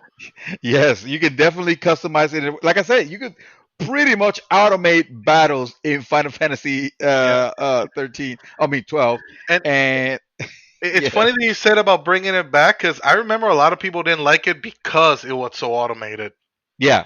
Me included. At some point, I was like, "Oh man, this is just playing like an MMO where I'm power leveling with people that know how to play the game, and they're just, I'm just tagging along." But with the way that I play games now, yeah, hell yeah, it seems I appropriate. welcome the automation. Bring it over. Yeah. Make it simplify it. So they basically they used to be that you have two options, like you could set up two gambit systems, basically two programming, if you will, and now you can set up a third one. Wow. They're also doing so more customizability again. Yeah. Awesome. They're also bringing the original Final Fantasy 12 soundtrack is now available, and what I mean by that is the you could actually switch to the original PS2 music if you prefer, because they redid they have an orchestrated soundtrack if you play it like normal the Zodiac Age, or the recently released version. It has a fully reorchestrated soundtrack, but some people didn't like that. Some people wanted to at least have the option of switching it back. Me included, actually. I did like the way that the music from the original PlayStation 2 game was. So that is pretty cool to hear. And there's some As other minor stuff. Uh-huh. as you've been saying this, I literally just went on and bought it. Just Yes, like well, Well, Final good. Fantasy 12. yeah, I Final was Fantasy just II, the Zodiac Age, I and on was top just of that, because it was on sale, I also picked up Final Fantasy VII, the original one, because why Why not? Nice. not? It was Because there why and it not was at for that point? sale, and I suddenly feel the need to maybe go back to it. Maybe I don't Hey, know. hey.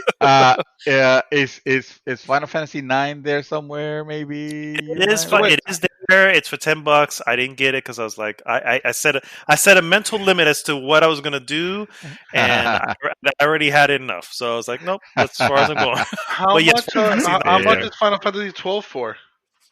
It is for $24.99, and originally it's Ooh. $50. So, There you go. and then the Final Fantasy VII was for $8. So I was like, okay, that's pretty much the max that I was looking. I wasn't looking to spend anything, but I was like, well, if I'm going to, I have to have a line. So I kind of set that mental line as I went in. I was like, okay, well, I still have space in this line. Let's see what else there is. $8. I was Oh, like, all right, we're right there. So so yeah, sorry, Final Fantasy 9. You exceeded the budget by $2. It could have been you. it might have Dude, because let me tell you. realistically, I have no attachment to 9. So that's really what it is. But that's the thing. You want to try it so you can at least see what you missed. First, let me ask you: You're is right, that and what? honestly, that the I'm sorry to interrupt, but you're right. Honestly, the fact that I've never even played it, it would because I played 8, Mhm. 10, and skipped Yeah, and then moved on, and so it's just like one that I never played. So I have no attachment, no clue what the I story recommend is. So it. it would all be completely new. yeah. You You know have what I a mean? whole I So new Final recommend it. Fantasy experience, true, which true, is yeah. awesome. Yeah. So maybe next time. Maybe next time. Maybe Yeah. next time. Always All a right. bridesmaid, never a bride, but whatever. Poor Final Fantasy. Poor The Final Fantasy 9. poor Yeah. Final Fantasy 9, and no Uh, reason for it because it's such a good one. I was gonna say like it. I mean, it is a really good game. I Yeah. avoided it for years, but eventually I played it, and I don't regret it. Yeah, man. fair It enough. is. It's a very It's beautiful just story. It's a to very nice story. me what it felt like visually Hmm. Hmm. story wise and everything else I don't know because I don't know, but visually it felt like it took a step back. Like there is Yeah. this game that was announced right around the same time Final Fantasy Remake was announced. It was Legends of Final Fantasy, something like that, and all the characters looked like chibi characters, and it was like, what the hell, So that's kind of like 9 when 9 was announced. It was like you did 7, which was amazing. You did 8, which was It was really good. chibi as fuck. But it was chibi as fuck for a different reason. but It was but super chibi the as fuck. the For technical limitations, Yeah. for original The technical only thing limitations, the yeah. only thing they did was they did 8, and arguably not super great, but they did 8 Date. with normal looking characters. Yeah, I liked it. But like I thank said, you. they would have done 7. See, 7 was the reason those characters looked that way is because it was Oh, meant I to be know. on the 64. So it was like, I know. oh, these are I the know original that. models. Yeah, yeah. So I agree. They should have just went back in and fucking, hey, we have more space and more whatever. Let's just fix these dumbass looking models. But they never did. I Dumbass mean, it looking is what it model. is. But Um, see that the characters on 9, they look cheap. They look chibi, but they don't look like 7. They don't look like True, 7. because even at They 7, actually, they were very limited in everything that they yeah. did. They It you was didn't Well, they were have. robots ugly with legs. polygons. Yeah. They were, Well, not yeah. even that, just expressions, right? You have Cloud. He just does the shrug. That's all he does. Yeah. Everything is a shrug. Yes. Well, I mean, Tifa did have some. Um, She would put her hand into her face and shake her head like this. That's the Yeah. only no, thing I remember she did. she would put him behind her back too. Yes. Oh She yeah, did she would that, to and put her leg out, to yes, put her leg. Yeah, she would put her like she's and swaying like she does now like in she the does fucking game. But now. Dude, whatever, I'm not gonna do go your into that. do yourself a favor in life and play Final Fantasy 9, and then you can thank us later Yeah, for preventing you from have a colossal gap on your Final Fantasy honestly, Mad experiences. Dog, it deserves to be played. You're probably right. Absolutely You're probably right. It's 100%. just one of those things. Like I said, that was the original thought behind it. Was just like, whoa, Oh, they really you just know said what's funny? step back. I completely agree with you. That is the reason why I didn't play it for so long. I didn't like how it looked. Yeah, Yeah, a lot exactly. of And people then and didn't. now when I look at it, it's one of those things like so much time has passed. It's like it's just one of these like it's hard to go back to. Thank you, baby. You know what I mean? And so it's I not got saying cake that it and can't wine. be done. Shit, I almost got hooked. I had to stop playing because I was like, oh no, I'm liking with this way too much, and I really don't have. I already pressed my luck too much with Final Fantasy VII Yeah. remake. Yeah. So So that, guys, is all the news pieces. I mean, the only other thing I had was very small, and that Sony is delaying the Spider-Man films, which, well, what else is new? Everything is getting delayed, right? Everything's getting every, delayed. Yeah. Yeah. everything is yeah. Yeah. I thought I had oh well, let me throw this out there also because it has to do with delays. Death Stranding on PC has been delayed to July. There's not much to say about that. Just so you guys know, Death Stranding Oh, is okay. Sorry, PC delayed. guys. Yeah.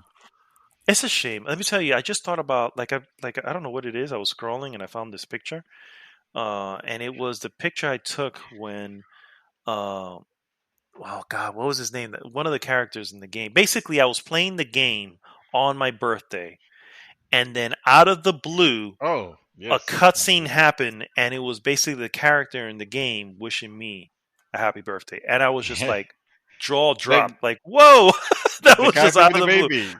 I Yeah, mean, what was his name? the I forgot his name. I forgot everybody's name. Mads What game? Mikkelsen.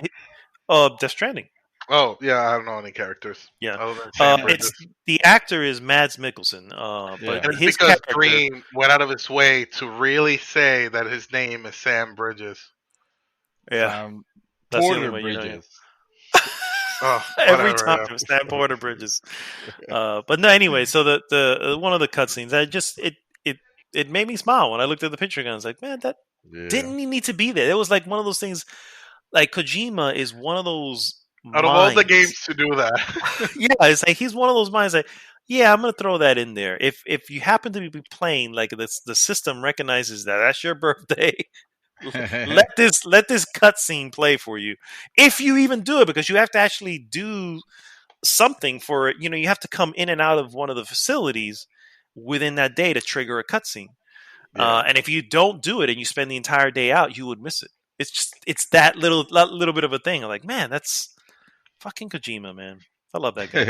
that's fucking Kojima, indeed. Fucking Kojima. All right, guys, we will be right back with our hot topic. Hot hot topic. topic.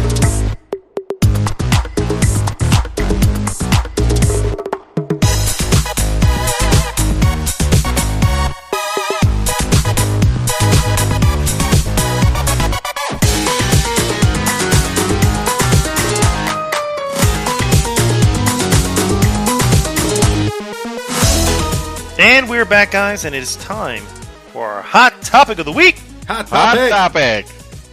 Hot topic again, guys, is I already forgot. Again. Wow. Again. Favorite We're talking the about worst the game part. The that worst we part of like, it? but it's not that great, and Tell you- you have to play Tell this you game to what. make sure. While I'm remembering, Kaox, why don't you fill us in on what you've been doing this week? Well, honestly, TV wise, I've been watching a lot of Hunter x Hunter, which I'm just trying to finish the whatever episodes are on Crunchyroll, which is kind of annoying because I don't have the premium version. I'm watching it with ads. It'll crash sometimes, and it's so annoying. Not to mention that some of those ads will like slow down to a crawl. It'll cut up it's damn. lagging. It's so annoying. Oh wow! Yeah. So they I- really want to make you pay, for the full version. Honestly, that's what it feels like. So I kind of just mute the TV while the commercials are on, and I just go on Facebook or whatever. So I've been catching up on that, which with the Discovery of Crunchyroll, God only knows what I'm gonna dive in next. Because there's like so many anime that I want to watch. You mentioned Crunchyroll, and I don't know if I ever told you this, but I definitely told Mad Dog for like months or maybe even a year or so. I had Crunchyroll, and I wasn't even watching that many series, but I thought that I had a special promotion that never ran out on me because I was paying $6.99 and I ended up finding out that was actually the normal price of the shit. Because you're so special, Dream. You're so special. I'm like, fuck! I got locked in. I'm Window lucky, I licking guess. special. I'm paying Crunchyroll $6, and then someone had to so tell me, no, good. dumbass, that's actually the regular price. You've So been paying for nothing. So I've been doing that, and honestly, I've been playing the shit out of Final Fantasy VII. Oh, what's that? Right? What is that? It's a tiny. It's a little indie game done by Square Enix. You know. Oh shit, company. they're doing indie games now. Awesome. Okay. Yeah. What's it about? Oh my god! Seriously. Dear Lord, I have no time to cover that. It's about a blonde, spiky hair dude with a giant sword cutting shit up with no blood because. Oh, so it's a fighting game. Okay, gotcha. All right. Sounds like a winner. Yeah. I did play some Mortal Kombat 11 since I'm gearing up for a match that I have planned on the Nivel Escondido channel. This is the pay-per-view event, right? Yes, it's the Bacalao Fight Club. Oh shit, that's right. It will be happening on May 5th. May 5th. Cinco de Mayo. Pay-per-view. So that's gonna be fun. I just got told some of the rules. Or recently, I got told some of the rules, which you're not supposed to be talking about it. I don't know. I was told not to. I wasn't told about not saying anything. So I'm guessing. Plus, it's the first rule I heard. It's rules they've done before. I'm guessing because I've never really watched a Bacalao Flight Club entirely. The first time I saw one, they were like apparently pretty deep into it. Oh my god! But as it goes, the first round you have to use every single character without repeating the same one. All right. And are you good with every single character? No. All right. Well, it's quick to tell me, oh, just apply the basics. I'm gonna get my ass handed to me. I was just gonna say the same thing. Thank God. Okay, I was gonna say the same thing. Just apply the basics. Yeah, I guess. You know what you do? Here's what you do. You fake them out, right? You fake them out. You go because at some point it's gonna be who do you think your best are? You give them your worst as your best. Right? And then they're going to expect the best, right? And then you just give them the basics and you fuck them up with the basics. And then you kick their ass with the ones you said are your worst because now, you know what I mean? You just set them up. Damn. You're talking about a former champion here. That is some diabolical shit right there. And I'm digging it. You're welcome, sir. Chansu. You have to. I just realized we're probably going to air this before May 5th. So, that's all right. That's all right. If I suck with all characters, when it gets to the second round where I can actually repeat the character, which I'm not even going to say the one that I made right now, but I'm guessing at least one of them is obvious because I mentioned repeatedly the reason why I bought Mortal Kombat 11. Yeah, it's Striker. Yeah, clearly. We all know. Obviously, Striker and Mocap. Yeah. God, if you don't know who Mocap is, Mocap. Holy Google shit, it. Mocap. So I'm really looking forward to it. I've been practicing with Dark, so I've been getting my ass handed to me a lot. So I'm really looking forward to it. No, again, I've been playing a lot of Final Fantasy VII. I'm pretty sure Dreamer already mentioned that he finished the game. So did I.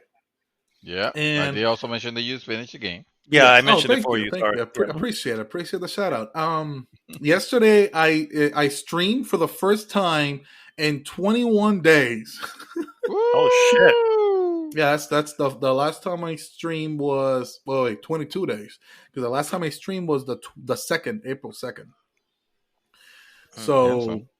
I am hoping to do it more often. Like I want to do it at least an hour and a half after I get out of work, because at night there's just more people. It was so obvious when I had at one point I had like 3 viewers, which that's like amazing. Dream showed up and he said hi. He hung out for a little bit. Ramiro showed up. It was awesome to have him. Yeah, nice. And I had a friend of mine. His name is Daniel, but I always call him by his PSN name, which is Craig DM. He's Melon Popper on Twitch. Oh, Melon Pop. Melon Melon popper. Pop. There you go. Melon Melon popper. Popper. Yeah, melon There popper. you go. Yeah. So Shout out to Melon Popper. yes, you on guys Twitch. showed up. I love you guys for showing up. Thank you very much. I honestly, I did give a spoiler warning in the beginning, especially since Ramiro hasn't played it. But even without knowing that, I did mention a spoiler just in case I did something that could have spoiled anything. Because I'm in chapter 14 on hard mode, just trying to get manuscript. Which, if you guys did the Coliseum at all, you know what the manuscripts are. They give you skill points for your weapons. Yeah. There's I mentioned this on stream, but I know Mad Dog wasn't there, but there's 15 manuscripts per character, or 15 or 14. I think it might have been 14. I think there's 14 manuscripts per character. So I'm not gonna get them all. As a matter of fact, I got enough points on Cloud so that the Hardage can have all 6 materia slots. Oh wow. Okay. So I'm thinking of just going through the entirety of hard mode. I may start it again from the beginning, just for the sake of the stream, even though I've done the first 3 chapters already. So let me ask you. Let me ask you a question. What is the point of getting so OP if by the time you get to be OP, you're just destroying everything? It's hard mode, buddy. Have you tried hard mode yet? No. Oh, okay. Yeah, I was gonna say you probably need it for it, but I also, to be fair, I've always whenever I have revisited a game, and it could be anything, right? It's just revisiting it. I don't, particularly if it's a narrative, a game that I appreciate its narrative. It's like I appreciate its narrative. I don't need to go to the struggle of the game anymore. I just want to revisit it and move on. I did this all the time with Last of Us, with the Uncharted series, with a bunch of games, and it's just like I beat the game on normal, or maybe something a little bit higher if need be. But when I revisit, I'm like, no, I'm going to easy. What the fuck? I just want to revisit the story. I don't need to challenge. So if you have the opportunity to revisit it and have all the materia and everything already leveled up to the head, you're basically just breezing through the game. But the point of breezing through it is to say, I don't need the challenge anymore because I remember the challenge and I overcame said challenge. I just want to get the story again. And that makes it a much quicker and faster playthrough on a second one. All right, my first playthrough of Final Fantasy VII Remake was not a challenge. Yeah. Okay. Once I got I know, to because you got to walk. Yeah, exactly. Yeah. I power leveled chapter 9 to level 50 and basically breezed throughout. Like I didn't have a build for any characters with materia. My materia was a mess the whole time, and it didn't matter. I was still bodying everything, wrecking everything that came my way. I could literally smash square and win every fight except Rufus because he's a dick. Yeah, he's a dick. But so go like I did the first 3 chapters, right? The first chapter, the spider. God, I mean, I didn't die on it, but you can feel the challenge right then and there, right? If you play hard mode, you can use items. When you use the bench, you don't replenish your MP, just your HP. So you really have to manage. Yes, you really, really have to manage your MP. Because let's say I go through this through a boss. Let's use a spider for example's sake. And I use like Tundaga and all this shit, and I burn through my MP right then and there. Any little fight after that is gonna be difficult. Because even if one doesn't do a lot of damage, once that damage stacks up and I have no MP to heal myself with, I am going to die. Yeah. So you can't use items, yeah. Because you can't use, and you know what's the worst part is? Like you open a chest and here's an elixir that you can't fucking use. Yeah. That sucks. Thank you, game. If there's and I feel like we may go on a Final Fantasy VII tangent here, but if there's one thing, you know what? I'm going to save it, but I'm just going to say it real quick, and that is, if there's one thing that's annoying is how slow you can use items when you're not in battle. That needs to be streamlined to be much, much faster. In the original Final Fantasy VII, in between battles, my God, you could just smash X. Exactly, and just through all. I have had like 1,000 freaking potions. It's like, that's fine. I'm just going to use as many as I need to just get my guy up. It Yeah. would take seconds. Boom, Just and then you know what's funny? When I was using items, I remember I like exactly what you're saying. I remember this being so much easier in the original one. Oh my god, that's something that they really need to look into for the next one. It just does not make sense that it takes this long. I have to hit the X to bring up that menu. It's like, no, I should just be able to do this from the menu, and it should. I don't know why it had to be in real time. There was no need for it to be done in real time, but whatever. So I want to go through that challenge. Plus, if I'm being honest, I want the platinum for this game because this game means that much that I want that platinum. I'm hunting that platinum. When I go through the story, I wasn't planning on to, but I was thinking of like skipping any mundane dialogue. Mm-hmm. Which I probably will do. If somebody asks me on stream not to, then I won't. But as far as I'm concerned, if it's not a cutscene, I'm skipping through it. Makes sense. But yeah, that's what I've been up to. Did you remember the hot topics, sir? Or yes, I have it on my screen. Have you had enough time? All right. And hot topic of the week take 2. It is Final Fantasy VII Remake full impressions. Wait, no, that was last week. I think you went too far back. Yeah. No. It is the worst part of your favorite game.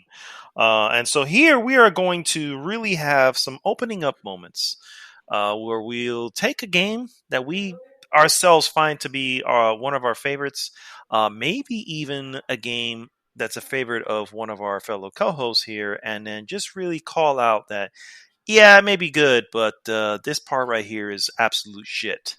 And you need to accept that and admit it to yourself. So, and it needs to be absolute shit, all right? Like it does need to be absolute shit, yes. Oh, I have a perfect example on the top Mr. of my head X, right here. For the record, is not absolute shit. Once you understand how the man works. We will not accept that as an entry, Dream. We will not accept that as an entry. I needed to try it. I needed to attempt it. Now that's out of the way. I will go ahead and start here.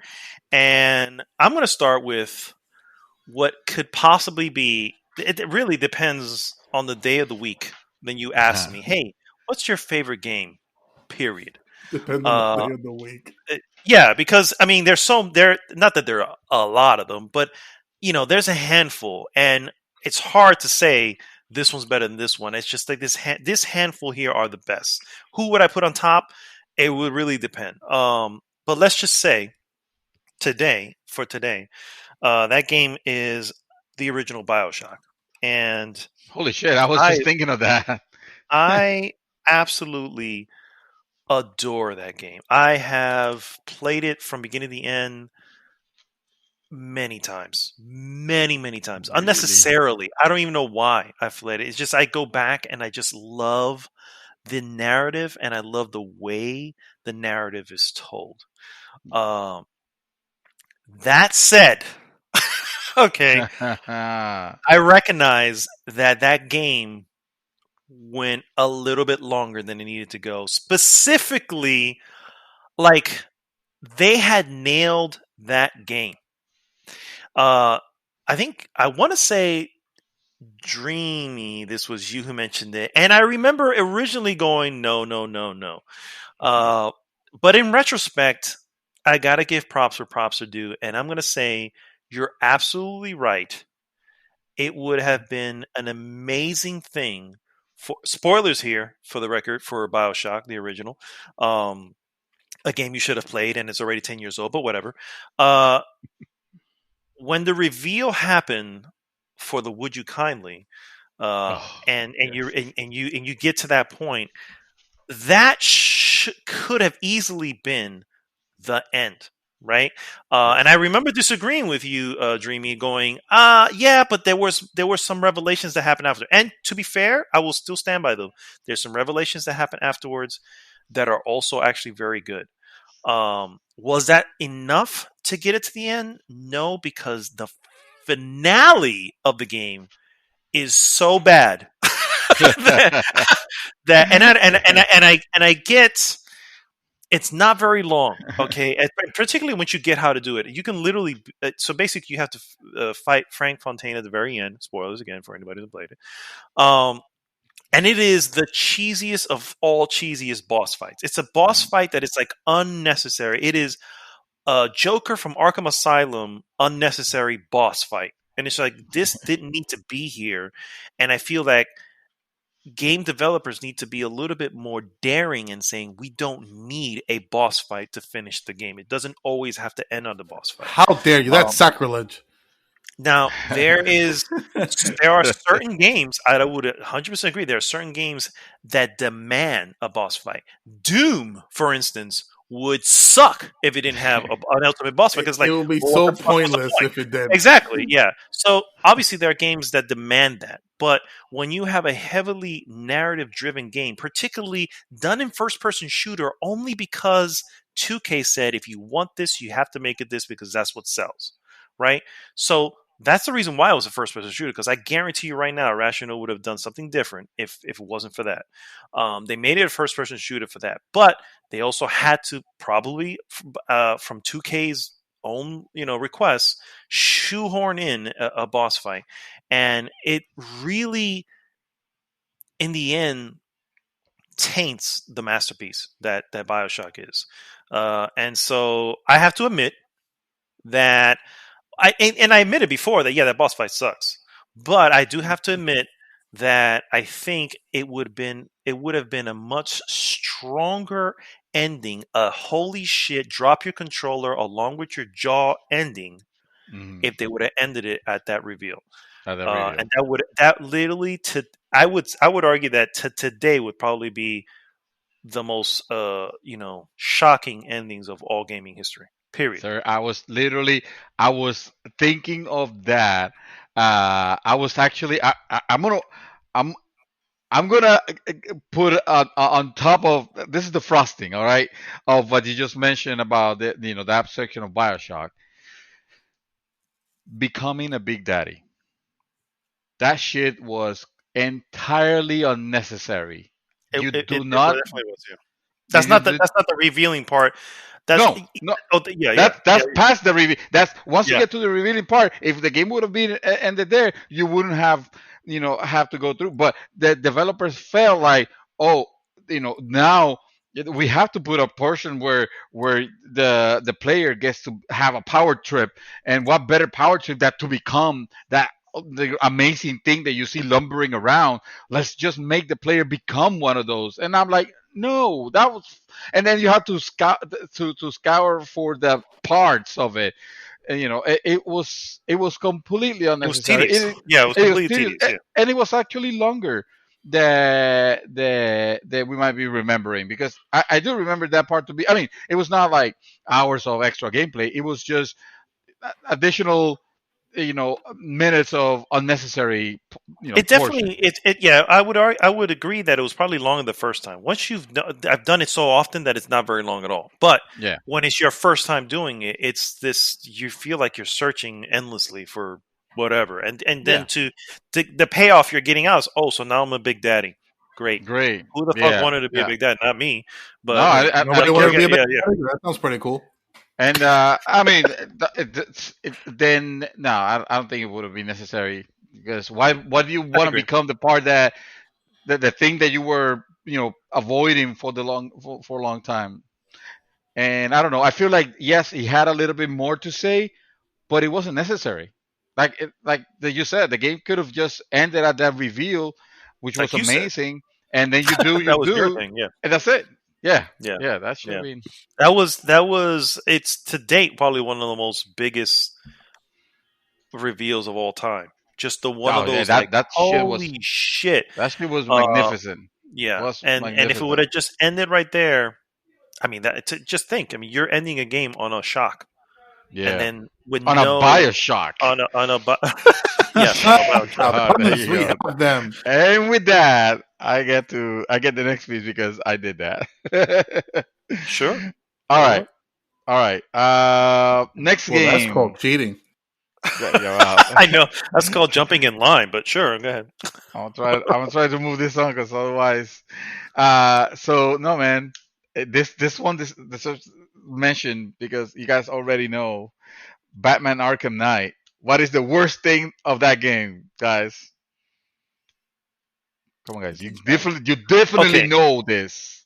There's I do only know this, but are you okay. suggesting that Batman Arkham Knight is one of your favorite games? Uh, well, are we putting it? Does he have to be one of my favorite games? I Yes, mean, if that's I the whole really, deal. The well, whole if deal is That's to the whole point out point. something. Yeah, to point out it something was, bad on your favorite game. Something that oh, that you're admitting is bad on your favorite. Which I have one for you, my friend, for the But record. So if hey, you thanks. got Gave me one, enough time to get a beer. oh, what?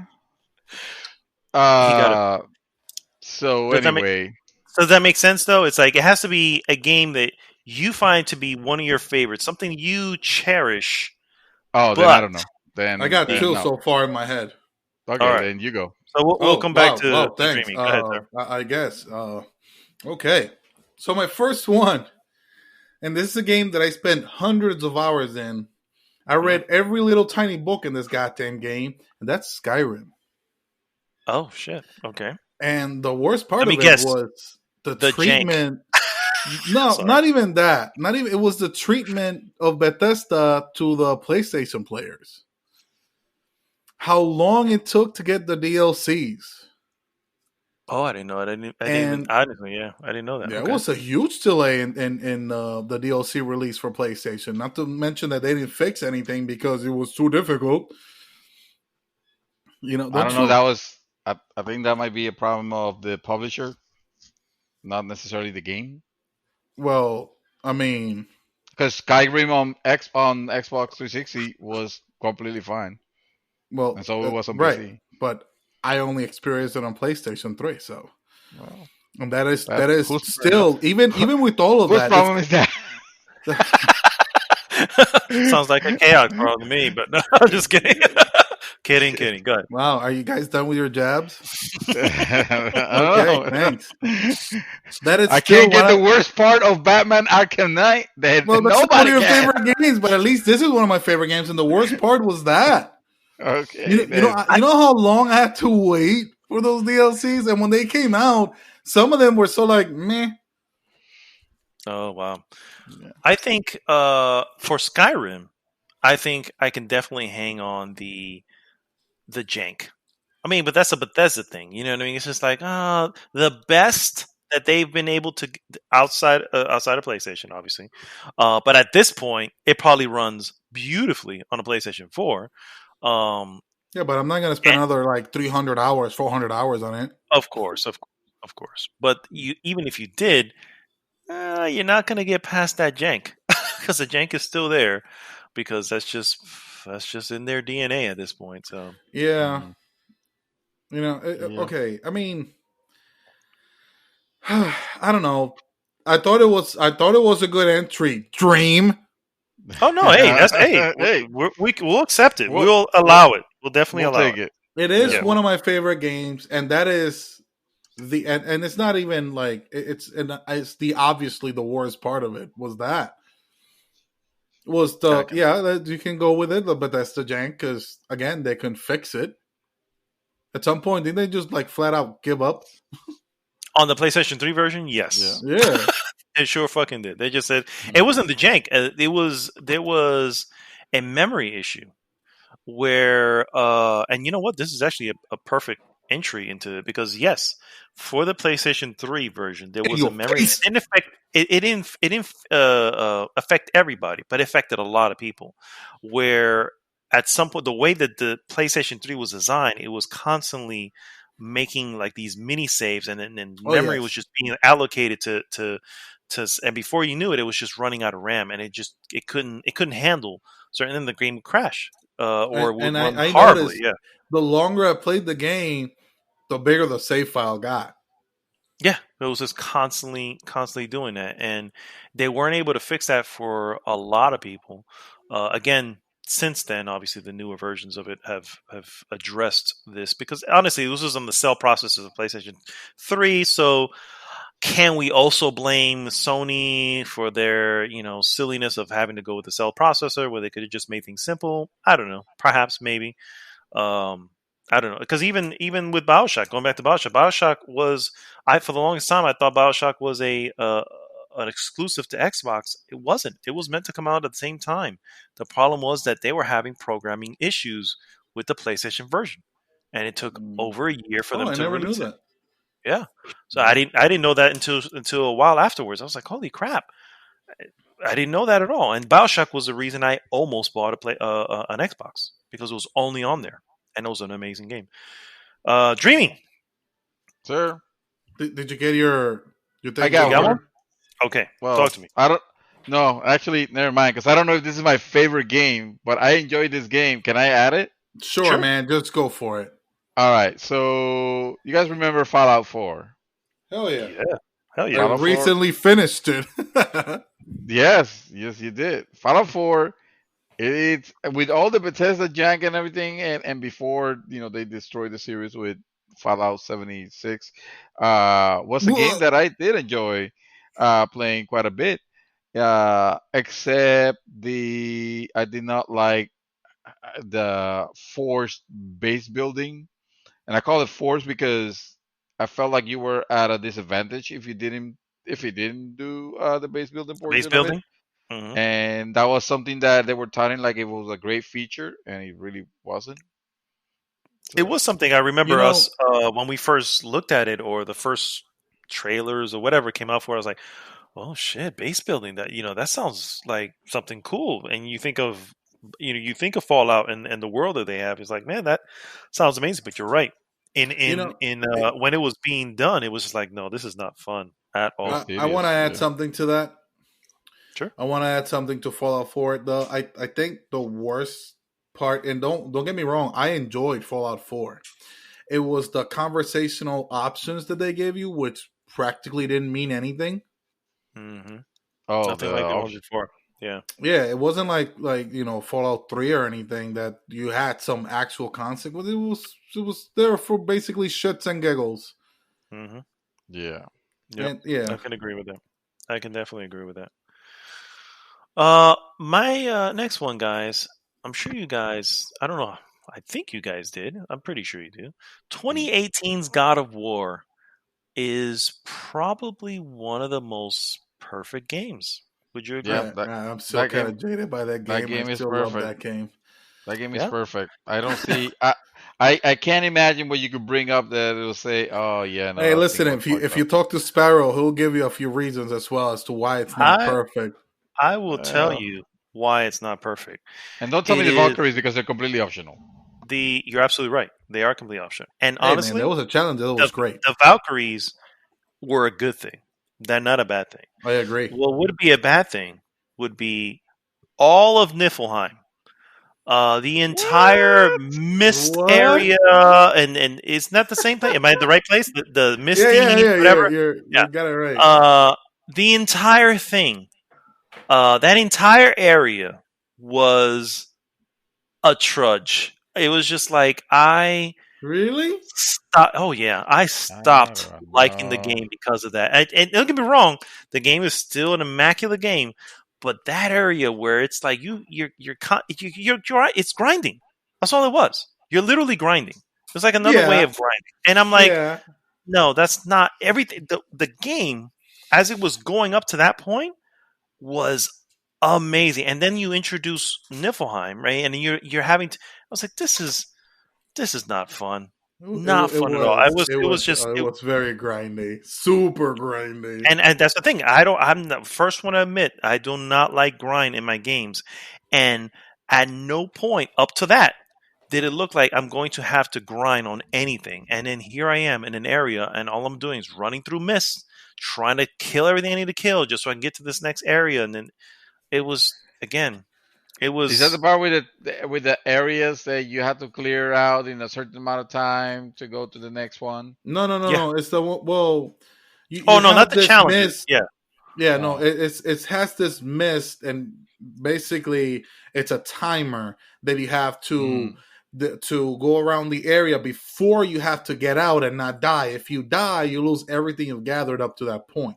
Correct. I mean, It was I basically almost a roguelike element to God of Yeah, War. right. except Felt that like the that's place didn't change, the enemies changed. mhm. I mean, Okay. there's kind of an easy way. Well, not easy. Eventually, I we can de- because the thing is, the problem with Mad Dog that Mad Dog has is the grinding part of it. But if you grind enough, it becomes almost a non-issue. But you have to grind up to that point, and I see where Mad Dog is coming from. I can definitely understand Dream if you've blocked it out from your memory because it's I like probably no. Honestly, I remember very well the area. I just oh, don't okay. remember it It, being a struggle like at all. I not that it was probably no, and I take that. It's not that it was a struggle because it But was it not a was struggle at all. annoying. I remember that. I I didn't remember the find first time anything. I went in there. I didn't find anything of God of War 3, of God of War 2018 to be a struggle. It was just this was an unnecessary change to what you were doing that literally felt like a grind. It felt like a trudge just to even do it. And I was like, I just need to do it because I wanted to do it also for the Valkyrie. Yes, I get it. It is optional, but there were other things in there I wanted to get. And it just felt unnecessary. I was just like, I just need to get it over with so I can get the fuck out of here because I'm done with this fucking area. And so it's a blemish on a masterpiece for the record. You know what I mean? But I don't think it's a nitpick because the area is a significant area. A nitpick And would be something like, oh, the fucking dark elves suck because they have this thing that blow. You know what I mean? That would be a nitpick. fuck those But dark this is an elves entire fucking area that would just felt and the Revenant. unnecessary and felt like a trudge. I mean, I can't describe it any other way. It felt like a trudge. You know, I gotta say that it's not a nitpick because I spent a good amount of hours grinding away. But I like grinding, so I had no problems with it. At least until I was comfortable with it. When you get the armor and the enchantments and shit. But I can see why, if you are not fond of grinding, I can see why it'd definitely be a problem. I probably was over leveled and I didn't notice then. Oh, it doesn't matter your level. Possible. The problem is if you don't have the armor and the enchantments to reduce the effect of the mist, you can go to like 3 areas and you have to leave because you'll die. Right. It could be that. Could be that you already had it at a point, but Well, you can only yeah. get the armor by grinding there, so Oh, well then Yeah. there you go. So, I have to refer to you because you're the one who played it recently. But I remember that area Yeah. being just a pain in the ass. yeah. Yeah. For my next entry, I want to introduce a game that you guys spoke of very recently. As a matter of fact, when I walked in, you guys were talking about it. Final Fantasy 12. Oh, Which is one of my favorite games of all time because, God, I love that game. Man, I hated the main character, but that is not the worst part of that game. Was not the stupid main character or Van. Penelo.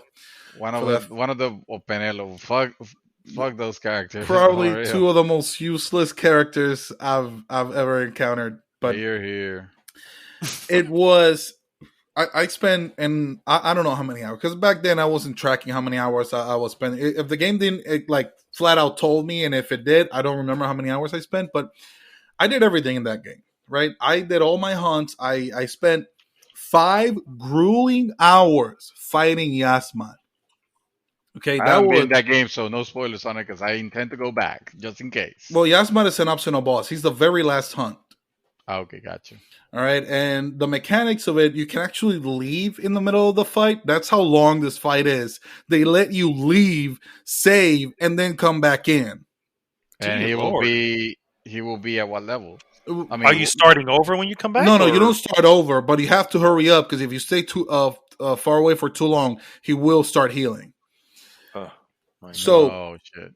I spent in one sitting 5 grueling hours fighting this beast, right? Because I wanted the rewards, whatever it was, and I finished it, and I get the badge and whatever the hell they give me, and they give me the sword, the Worm Hero blade. And I'm like, damn, this is awesome.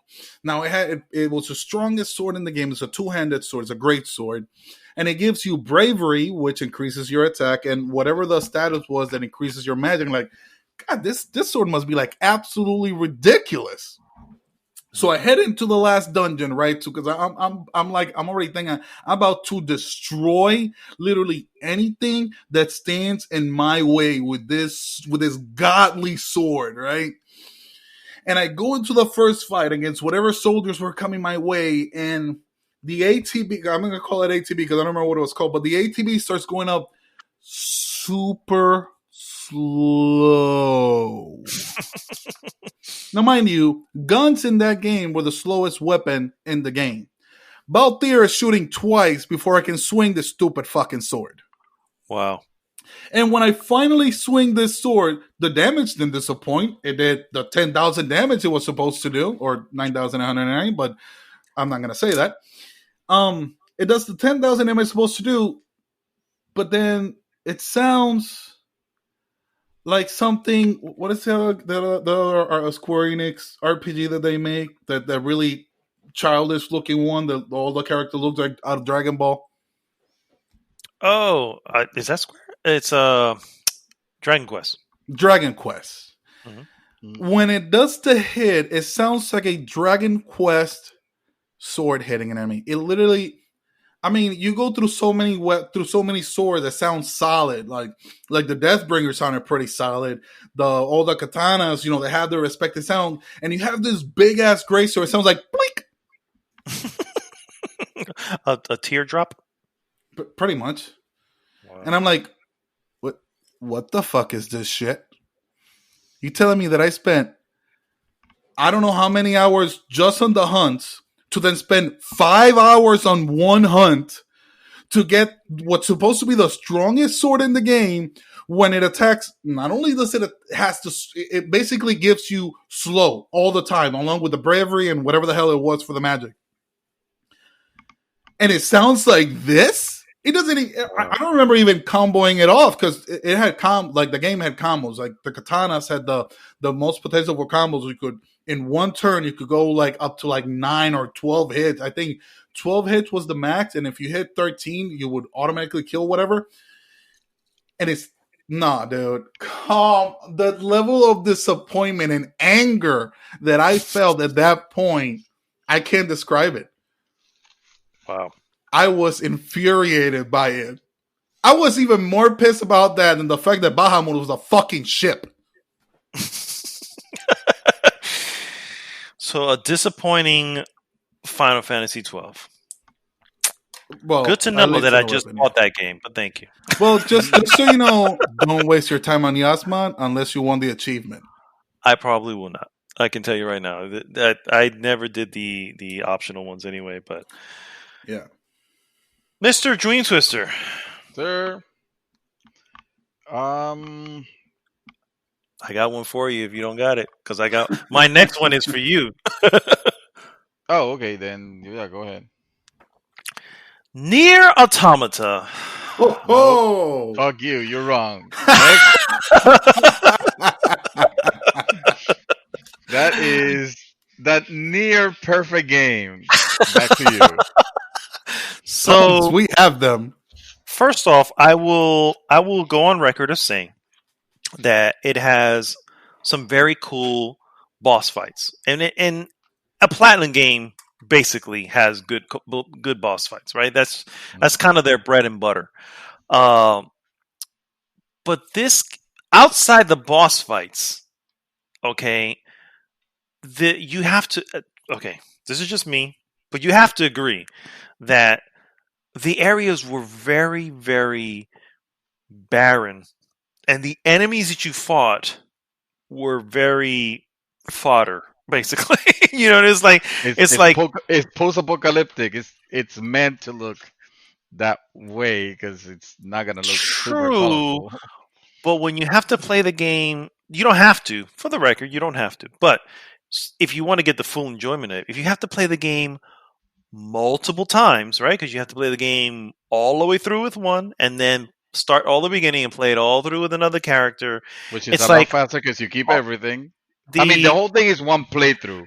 it's I still think the same fodder you're you're it, going against, and it's the, like I think I found that to be the most annoying thing about it, and I recognize that the game itself design visually and stuff like that is top notch. This is one of the Platinum's top games, and I'm not taking that away from it at all.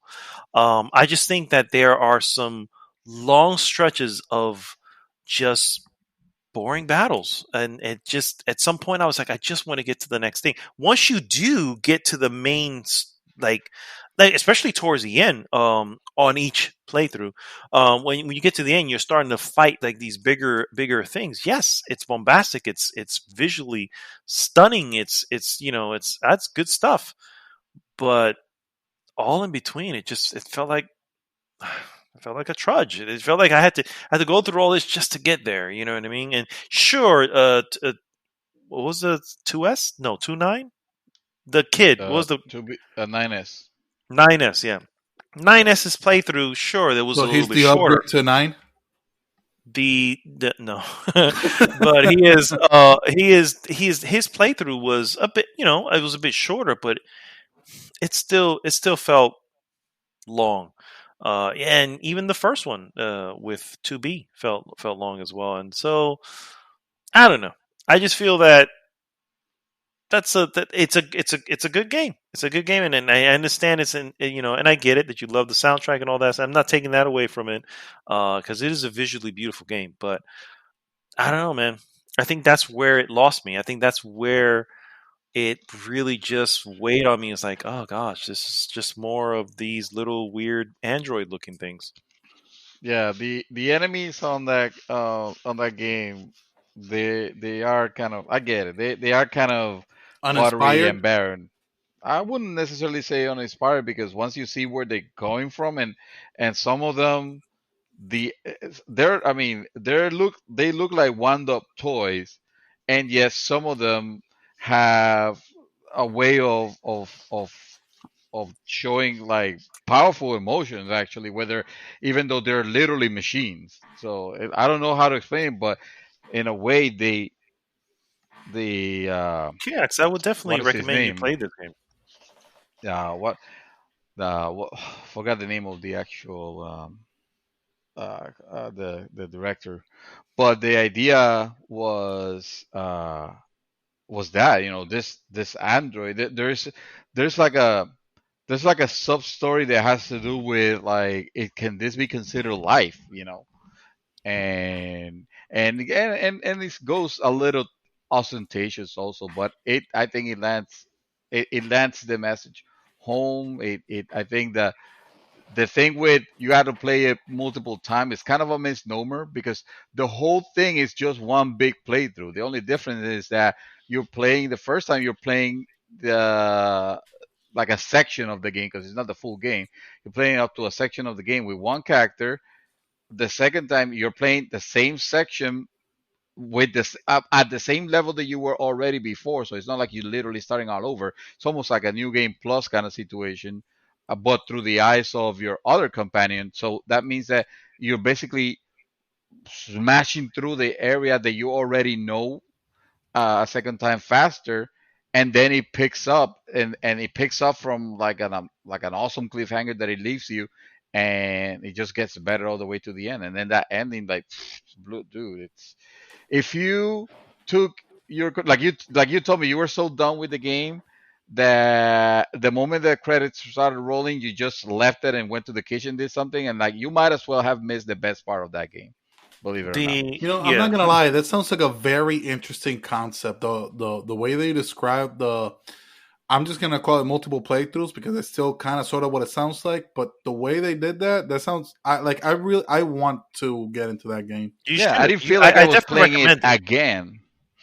I Even can if definitely say and definitely recommend, particularly if you like sci-fi and you like the questions that sci-fi bring up anytime you've gone into it. What does it mean to be human? What does it mean to be real and alive and all this stuff? And if any of that stuff fascinates you in any way, then I highly recommend you play this game because overall, on top of it, asking and maybe even answering some of those questions, it also has good gameplay in it. You know what I mean? So, and like I said, I'm not taking away from it being an amazing game.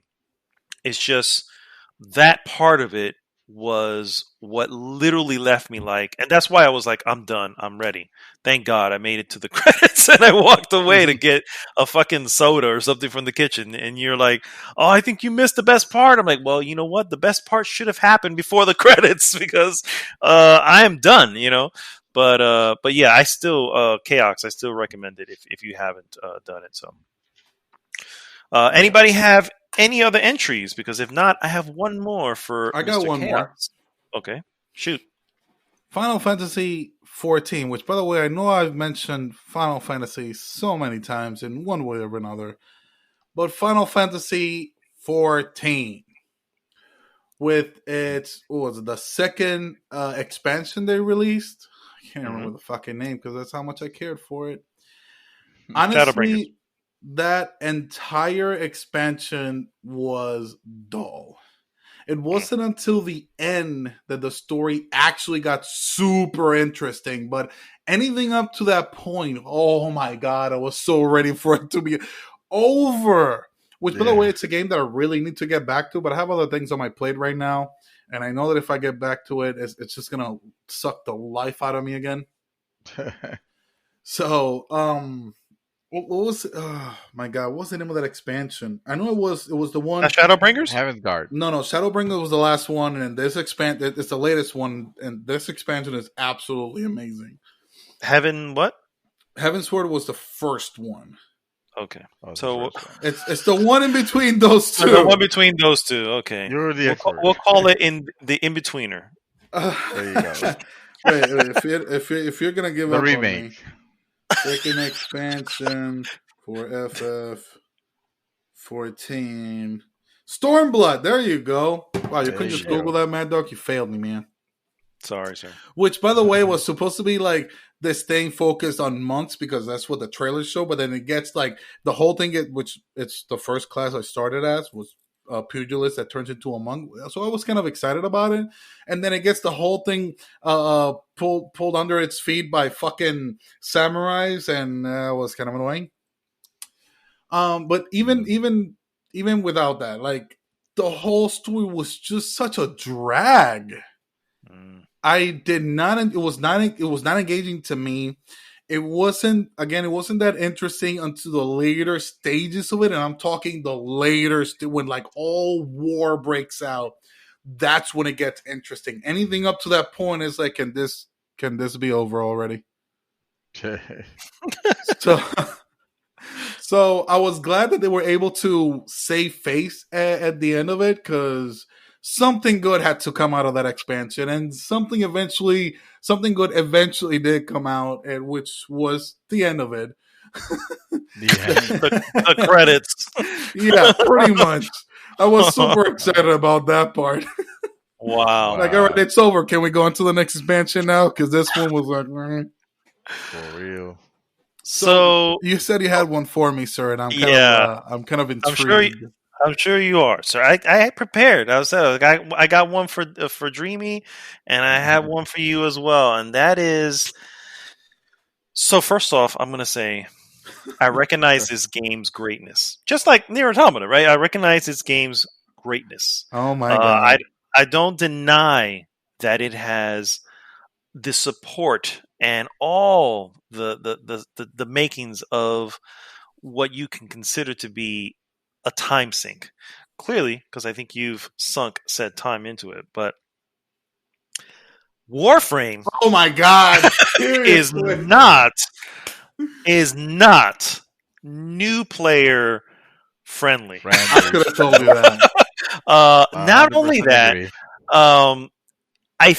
because I've actually, believe it or not, I've actually tried to go back into it again after the first time when I was with you, Luna, and Zib. And I will never forget playing with you, Luna, and Zib, that you guys were zipping through stuff, taking shit out, and talking about, oh, you need to do this, you need that. I was like, you guys are literally speaking Mandarin right now to me, as far as I'm concerned, because that's if you were to speak Mandarin to me, I would probably understand that more than I'm understanding what anything you guys are saying. And so at that point, I realized, you know what, this is just outside of me. And then at some point, I said, let me try this again. Maybe if I can get into it and just on my own, in my own time frame, kind of just get into it. And I realized, no, you can't just kind of get into this. That's not how that works. You have to deep dive into this. And not only that, the game doesn't always have all the information. You kind of got to go other places for that information. It's just like, well, why do I need to go to other places? I was like, I literally when I have to pull up my phone to get info that I can't get because the game's, unless it's there and I'm not seeing it, but there's so many places you can get lost in. I'm like, this is just way too much. Again, I recognize that it is everything Destiny should be, you know what I mean? And probably more. And I recognize that. But at the same time, it is not easy to get into, and it does not even attempt to make it easy. It's like it's not even trying to say, "Sure, we'll have an easy entry." Let me create the Warframe bunny slope for those who can just kind of get into the mix a little bit. And it could be, obviously, I'm late to the game on it. I was late to the game when I first tried it, which was probably over a year ago at this point. And I think at that point it was already 4 years into its cycle. But yeah, I have to say, I'm sorry. There is nothing that you said that I disagree with. The game is super overwhelming to a new player. There is so many levels of it, just systems upon system, that the game just like, bitch, go find out by yourself. We're not online. Expensive. Yeah, it can be. Let me tell you, because at some point I'm just like, so I probably should buy this, right? Because that would definitely help out. And well, it's not that expensive. Not if you don't know what you're doing. It's like true. But then where do I go to find out what I'm doing? It's like I need to go to a wiki. Why? Why do I need to? Why is this game not just talk to me? You could have messaged me. What? Okay, true. What if I don't have you? What if a person doesn't know you and wants to get into this game? See, that's what I'm saying. It's like you have to go to an outside. You would be an outside source, just like the wiki would. You know, it's like, why would I need to go to an outside? Why does the game not already? You know what I mean? And it's like it's not to the level of EVE Online, but it's on its way there. You know, it's definitely in the vicinity of that. You know, and it's like, whoa, this is. I don't want to say it's overly complicated. It's just super dense. Let's just say that even now, like not recently, I think it's been a few months since I learned this, but if let's say you start the game now, if you go through all the worlds and you unlock them and you do whatever little quest that they give you and whatnot, you actually get to mastery rank 10. I didn't know that, because by the time they opened the world to what it is now, I was already way past that. The junctions, if you do all of your junctions, you get to mastery rank 10, because every junction that you do gives you a mastery rank. I didn't know that, because again, by the time they added the junctions, I was already way past it. I did my junctions for shits and giggles. Oh. Just the mention of junctions makes it. It was like, are you saying junctions? And I'm going, wait, what was the junctions again? Yeah, I was like, what was that again? I don't remember. One planet to another. And before at each junction, it has like a set of objectives you have to meet before you can open the junction. Before you can jump. Okay. So see, okay.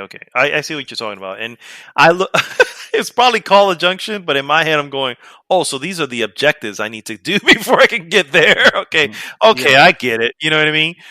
But yeah. I agree. So, I agree. It's not friendly at all to new players.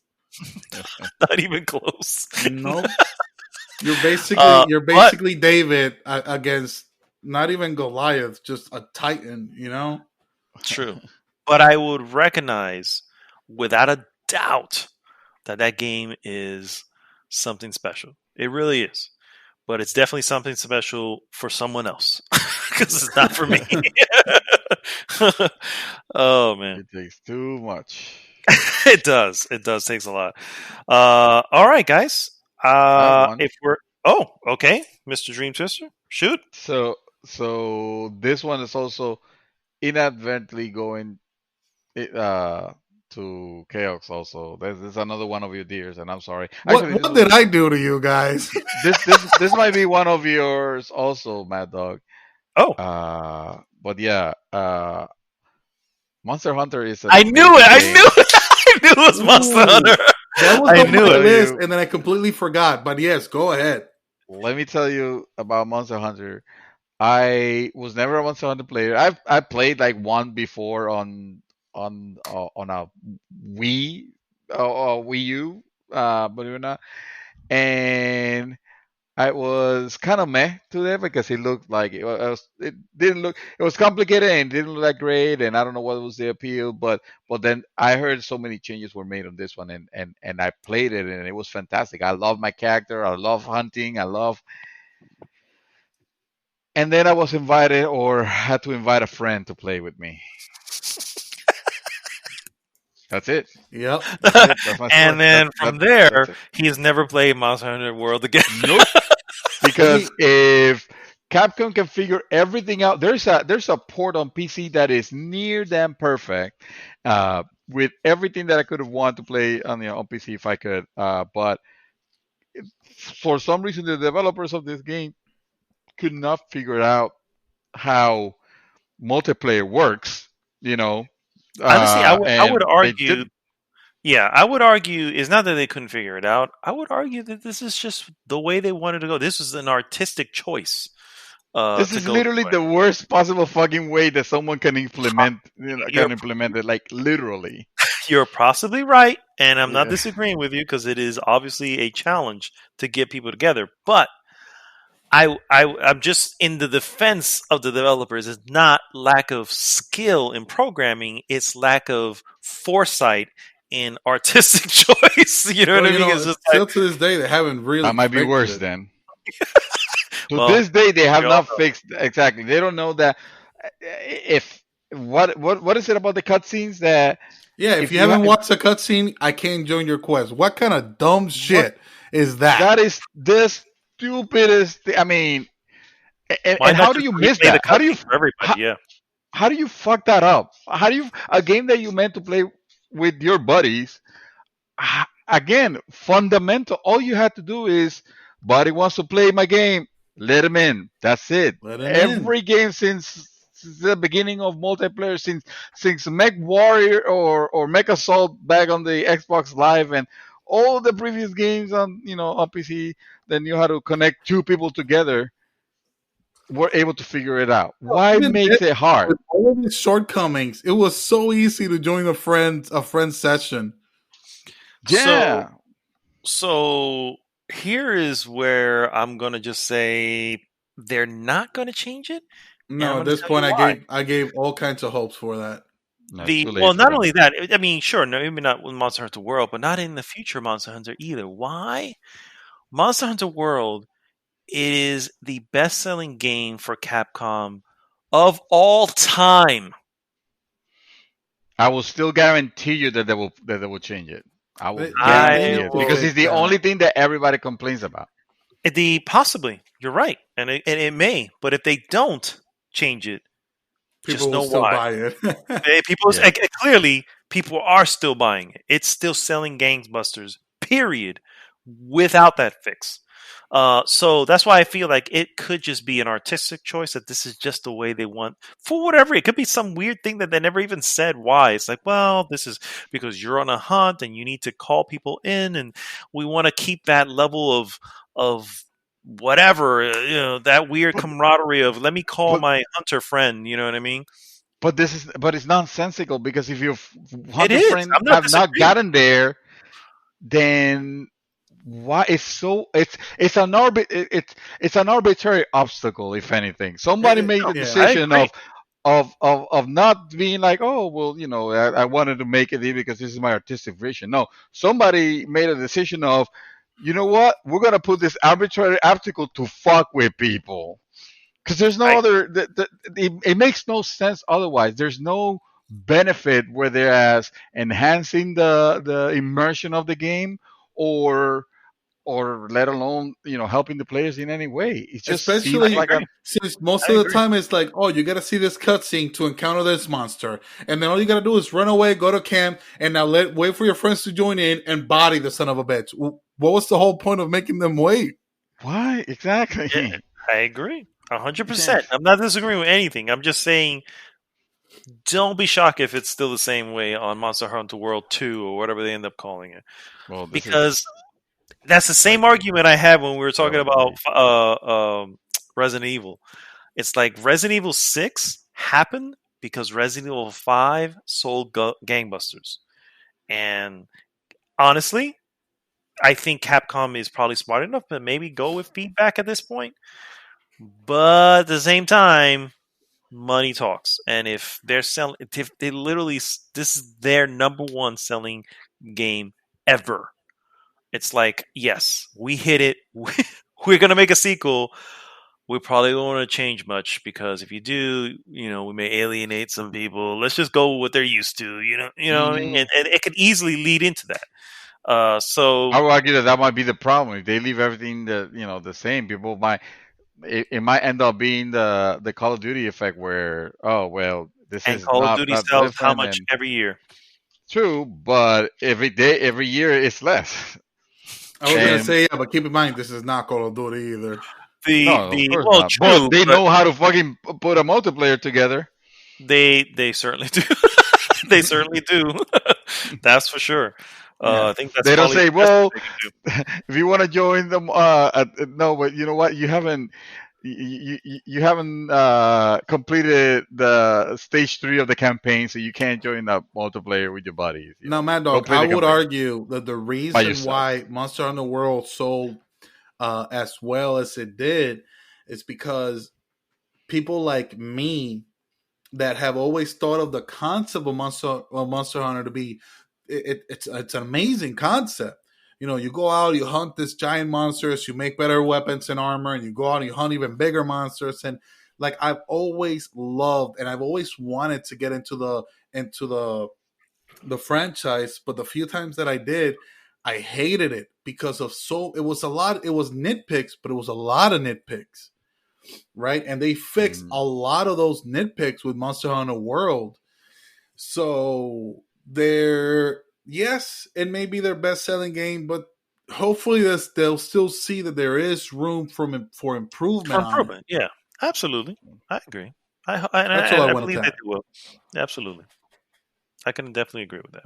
Also, the same exact way. I never play any Monster Hunter until this Monster Hunter, and to date I put 125, 130 hours into it. So I did my deep dive into it, but yeah, that multiplayer was stupid. You So, guys should definitely go back for to it. sure. Just saying. I don't know Uh huh. sometimes. Uh huh. Anyways, I'll wait until they fix it. So Monster Hunter World 3 for Dreamy. Yeah. All right, guys. Well, thanks so much for tuning in to the show. Appreciate you sticking along with us with our hot topic. As always, please, I want you guys to go to goodgame.rocks, join the conversation there, and please like, subscribe, and share the podcast with everyone. This is Mad Dog signing off for this week, saying please stay safe, please stay home. If you don't need to go out, let's fix this shit before it gets worse so we can all go out and enjoy summer. That's right. Mr. Kaox Reaper. guys, keep your eyes peeled for hopefully a stream tomorrow after I get out of work if I'm not that dead. Nice. So please do go by, say hello. You do vigilance. Yeah, Hey, yeah, Mad absolutely. Dog, I Do promise you I won't go that far into the game, so you can join into the stream and enjoy some of that hard mode of Final Fantasy VII. that I've been playing. I'm surprised you're not calling it the live stream. Oh, Nice. Nice. yesterday I called it Out of the Dark stream because I didn't want to call it Out of the Blue because I literally came up out of it. And honestly, because the idea came from Dark Necrodancer for me to like just stream whatever it is that I'm playing. Yeah. So it was kind of like my little Easter egg there. Yeah, and anybody who missed his prior stream, I will be moving that over to the YouTube channel. You can catch up on it there as well. There you go. All right, Mr. Dream Twister, take us home. All right, guys. Wash your hands. Continue washing your hands. This shit is not over yet. And you already told everybody to stay home. And I'm going to tell them, I'm going to remind them that, the best way to protect yourself, honestly, even though it sounds ridiculous, is to be constantly washing your hands. So it sounds there ridiculous, you go. but it's absolutely true. Yeah. All right, guys. We'll see you next week. GG!